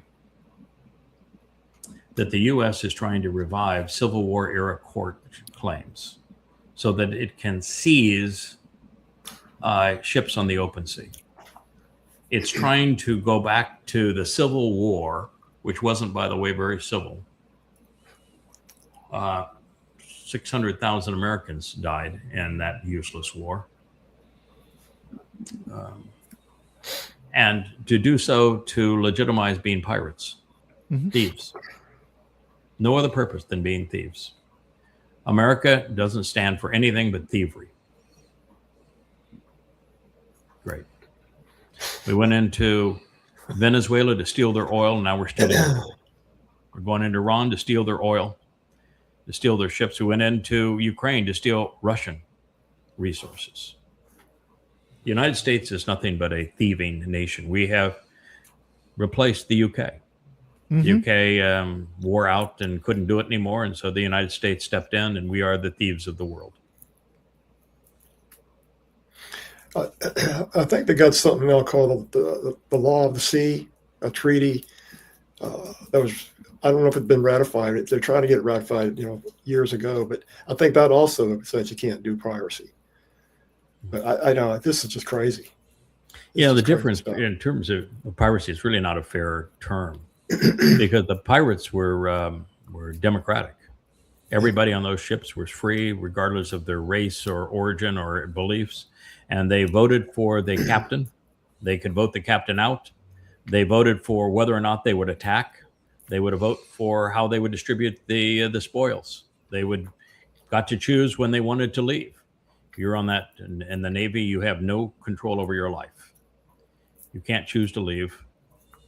You have no control as to who the officers are. You can have no accountability. You're the least free person in the world versus the pirates, which were fully democratic and were genuinely free. And the difference, too, is that the pirates stole money from the worst of the worst. They stole money from the Spanish, English, and French monarchs, who were the ultimate money grubbers.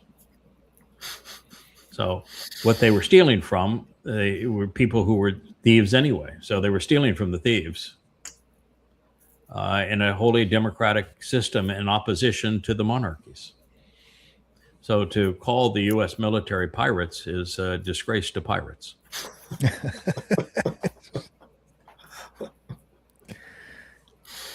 I think the romanticism that we have around Nathan Hayes and the idea of these pirate shows and stuff, it was the Pirates of the Caribbean, all this that romanticizes piracy, as opposed to I am the captain now of the Somali pirates. Oh, they're quite different.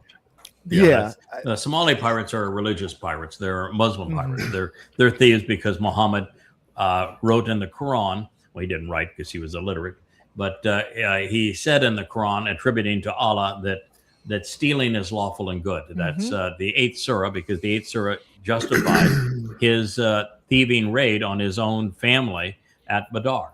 So stealing is lawful and good. Killing is lawful and good. That's what the 8th surah says. And so the Somali pirates are good Muslims. As for Trump's Navy, they're slaves. They're slaves to Trump. And that's really bad since Trump's SS, Satan in a suit. Uh-oh. Yeah, that's our last show. But I did put some other. We didn't do this one yesterday. It's just the next group were undisclosed. I just bumped them up, if you will. And in this particular case, this is MBS. Who knows why he's wearing a wristwatch, even a cheap one at that. But nonetheless, that boy's in a world of hurt. He's done it to himself. His ego, after killing Khashoggi and buying respect with Trump so that he could crawl back into a position of favor. And Trump was having, conferences where they had we're going to end the war in Ukraine conferences in Saudi Arabia. And the first country, of course, that Trump visits is Saudi Arabia. And he elevated MBS to a major player on the world stage. And then he he attacked Iran, and Iran retaliated by attacking Saudi Arabia. And he just instantly turned the table, so that Mikey went from Mohammed here, went from buying prestige through bribing Trump and being a major player on the world stage to digging a hole for himself. Now he's had to bury the whole Noam plan, that line. It's all gone. They lost $50 billion. Everything. He has hundreds of billions invested in weapon systems, and he has no one to use them. All squandered.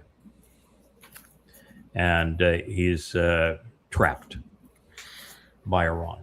after having formed a treaty with Iran, that he orchestrated a treaty with Iran, that's even backfired on him. So all he has now to salvage his transition from crown prince to king is whether or not he can threaten his father into enduring him, or if he can negotiate a deal with the Mecca Accords that brings Iran into it, where he is essentially a vassal of Iran, but a rich damn vassal of Iran. Yeah, to go from the Abraham Accords to where, I mean, granted, controlling the world, Israel was positioned to be, the hegemon to the Mecca Accords. Yeah, the Mecca Accords. Yeah. He was the hegemon of the Middle East with American power, and now Iran is, and he's done. He's looking for somebody to dance with. He's got nobody. He is really. I mean, this is a man whose every move has turned to shit. And the Houthis pissed are off all the picking on him. fundamentalists too. He had his whole speech and talked about how the hadith are not true. And so that's an opposition to Sharia law. It's opposition to the essence of Islam. Every pillar of Islam is based on the hadith, not the Quran. And he says, that the hadith are not true. And so that speech, he pissed off all the fundamentalists. So he is astonishingly vulnerable. He can't even walk out in public in his own country. That's quite the drop from best buddies with Trump and all that rich glory, world 2 years, stuff. 2 years, he's fallen completely. But belly drop is yeah, the belly flop, and the world knows it, that he's a pariah. So no, he is not going to be the next Abraham Accord, but he will be the next promoting the Mecca Accords, because that's all he's got. Yeah, this is Yair and Netanyahu with his daddy, and another pro-Israeli account wants to condemn Iran and they left for Iran threatening to kill him. Excuse me, didn't Israel and the United States kill not only the supreme leader of Iran, killed their nuclear scientists and their families, killed lots of little schoolgirls, maimed the son, killed the son's wife, killed the son's daughter? Didn't they do all of these things?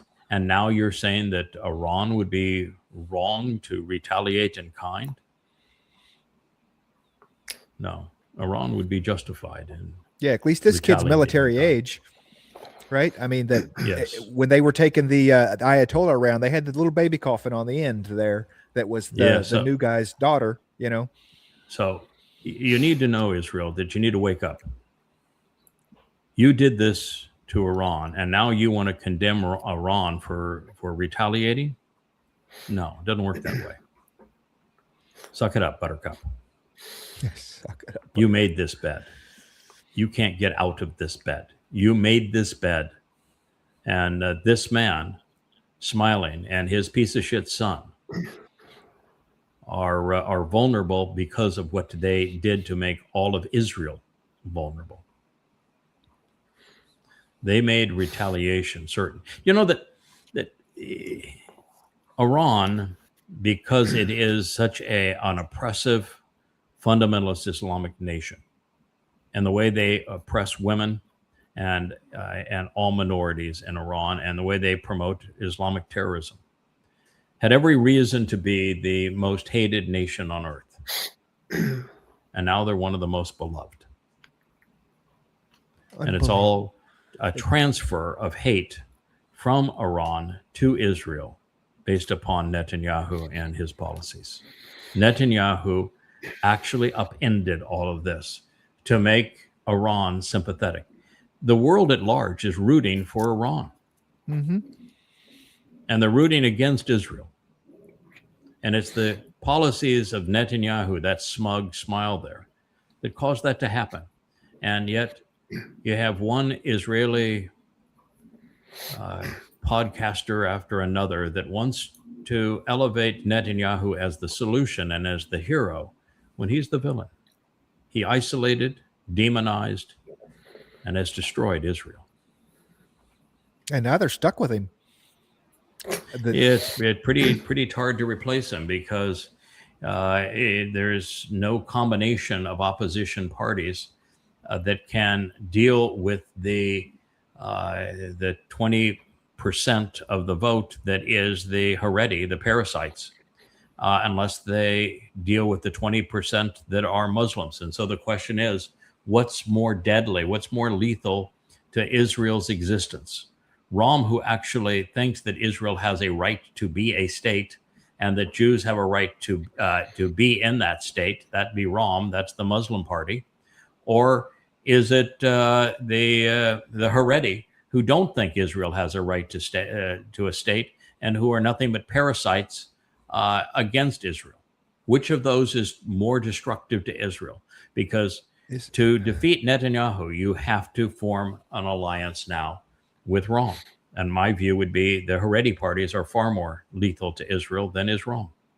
And I'm an expert in Islam and know how deadly Islam is. But I'm also an expert on Judaism, and I know that it's a bigger curse to Jews than is Islam. And it's the damn rabbis that created Islam anyway. Mm-hmm.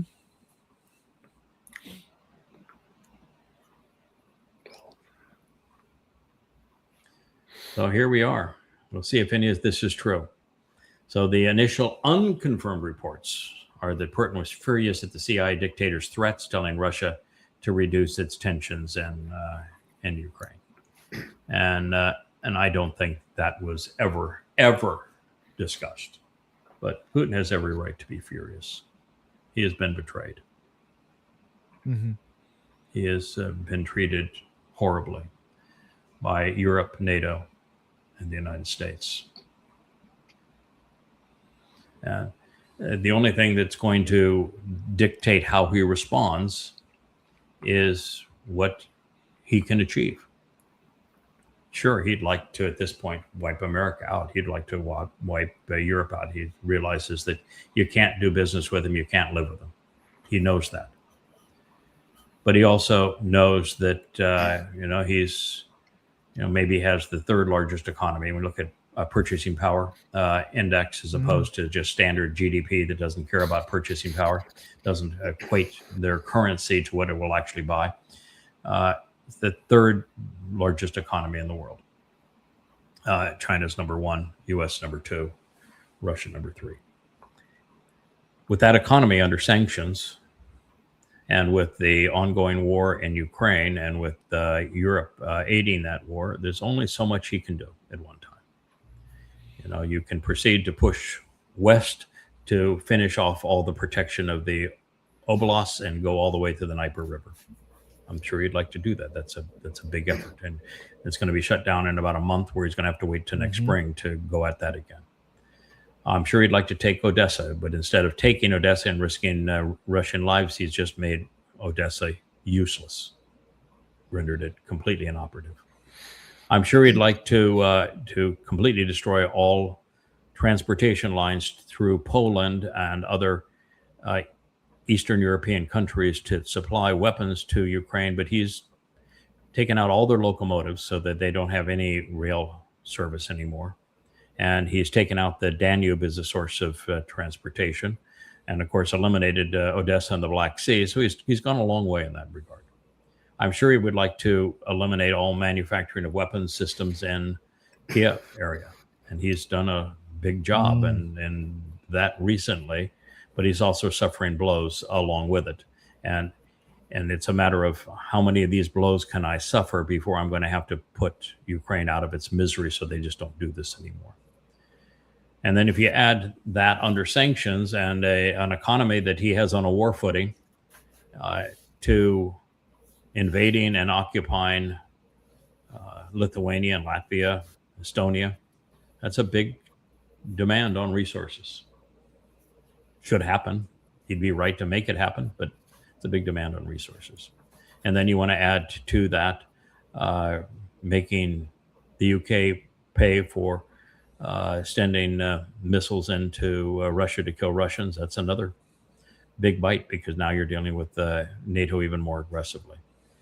So he has to be prudent as to what he can do, because if he does everything that he wants to do, he will accomplish nothing and will destroy Russia, as opposed to win this gradual march forward. That's where we are.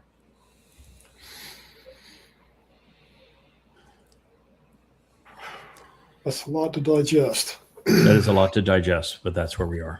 Yeah, it's you have to understand what he has to work with, what he is justified in doing. He's justified in doing everything I just mentioned.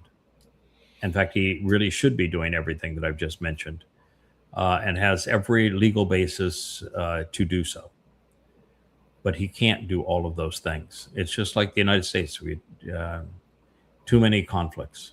The Ukrainian conflict, the Iranian conflict, the Venezuelan, South American conflicts, the Canadian now conflict, wanting to have a conflict with Cuba, the conflict with China, the conflict with Europe. You just, and then the conflict to try to save the U.S. dollar as a reserve currency by using the currency as a weapon against everybody. Being the flailing animal caught in the corner in the trap.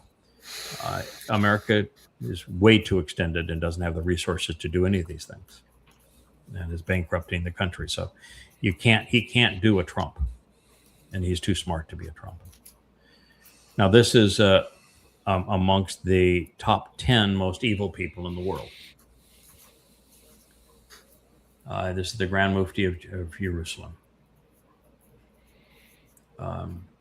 He is the man that tortured and perpetrated apartheid and genocide on Jews under the authority of the British government. He is the man who went to Hitler in, I think it was November of 1941, to lobby Hitler on the idea of exterminating Jews rather than exiling them. And it was 2 months later that the final solution was drafted, and Jews went to the extermination camps. Now, prior to that, the only killing of Jews in mass numbers was done in the Baltic countries, the same countries we've been talking about, Lithuania, for example, Latvia, and in the Ukraine, which was the worst, where they were bullets. Some fighting for breath.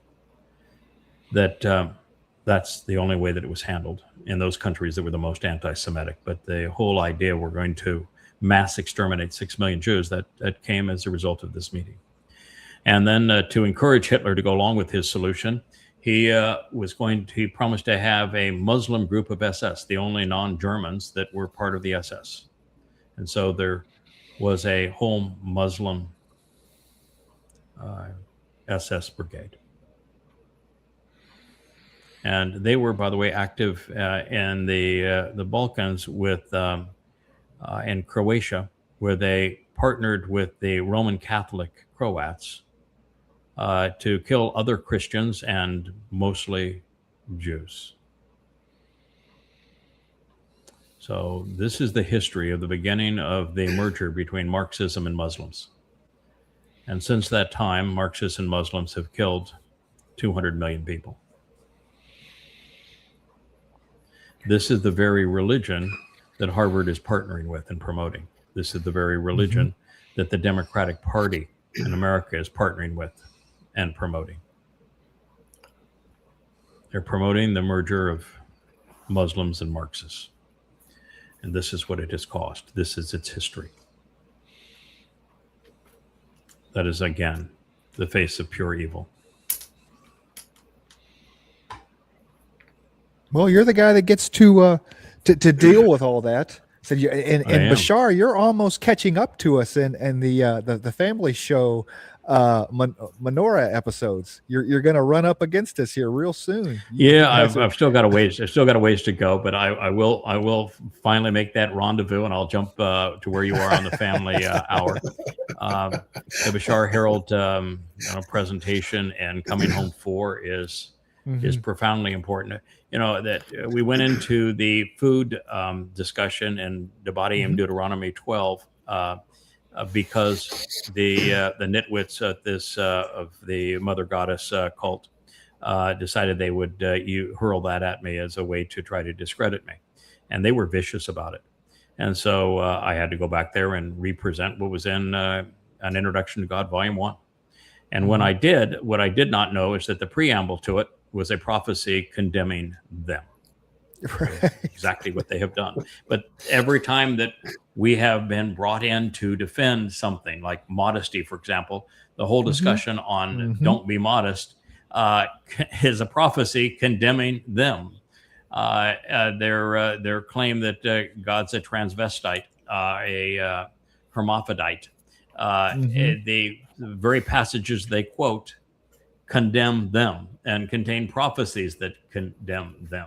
Their attack on the Chodar, saying it's a messianic figure, we went back to it and said, oh my God, this is so much richer, so much deeper, so much more powerful than we'd ever thought, and condemns them. And time again, it's always the same, is that Yahweh has a prophecy to have our back. And that's what we found out happened in Devarim 12. The thing they decided to bring against us is the very thing that God uses to defend us. God's pretty serious. He forms an alliance with somebody and says, you're my guy. I want this done. I need this fixed, and I need someone that'll see it through. He has your back, and he has your back thousands of years before you even ask him. Right. In fact, you never have to ask him. And he just sits there and smiles and said, see, I had a resolution here for you. Didn't even need to ask. Right. So, yeah, we'll get caught up on it. So thank you, gentlemen. We are at 2 hours and 21 minutes. Our original intent to get this under 2 hours on a regular basis. I'm not doing very well, but nevertheless, I look forward to doing a new Bashar Herald with you. I'm delighted to have that new introduction. Boy, that was the first time we got to play it live was yesterday. That is really a professional introduction. I know that Leah was the driver of it, but I'm sure she had help from others, including you, Kevin. It's a beautiful piece. Really, really professionally. You know, the thing is now that on a lot of the branding pieces, from the songs to the introductions that we have, the branding is better than the person who is speaking in between the intros and outros. So the pressure's on, huh? Yeah, the pressure's on. I'm actually delighted to report that I am being outperformed by the team as a whole. And I would say the family page now is better than any other thing we're doing on our website. Although, well, I'd say second. I think the talking page turning books that Joe has created are pretty magnificent. And I will say that now we finally have Leah back finishing the images for that timeline. That timeline is pretty darn spectacular. Yeah. To give you an idea of where we are and how the story has played out throughout time. But the internal communication capabilities with the chat and the messaging is marvelous. The family page is just really stupendous. So it's become quite a website. I'm proud to call that our home. A home for Yahweh's name. All right. Thank you, gentlemen. Hey there. Thanks for tuning in. That was Fetch. Gotta run now. Catch Yao on our next podcast.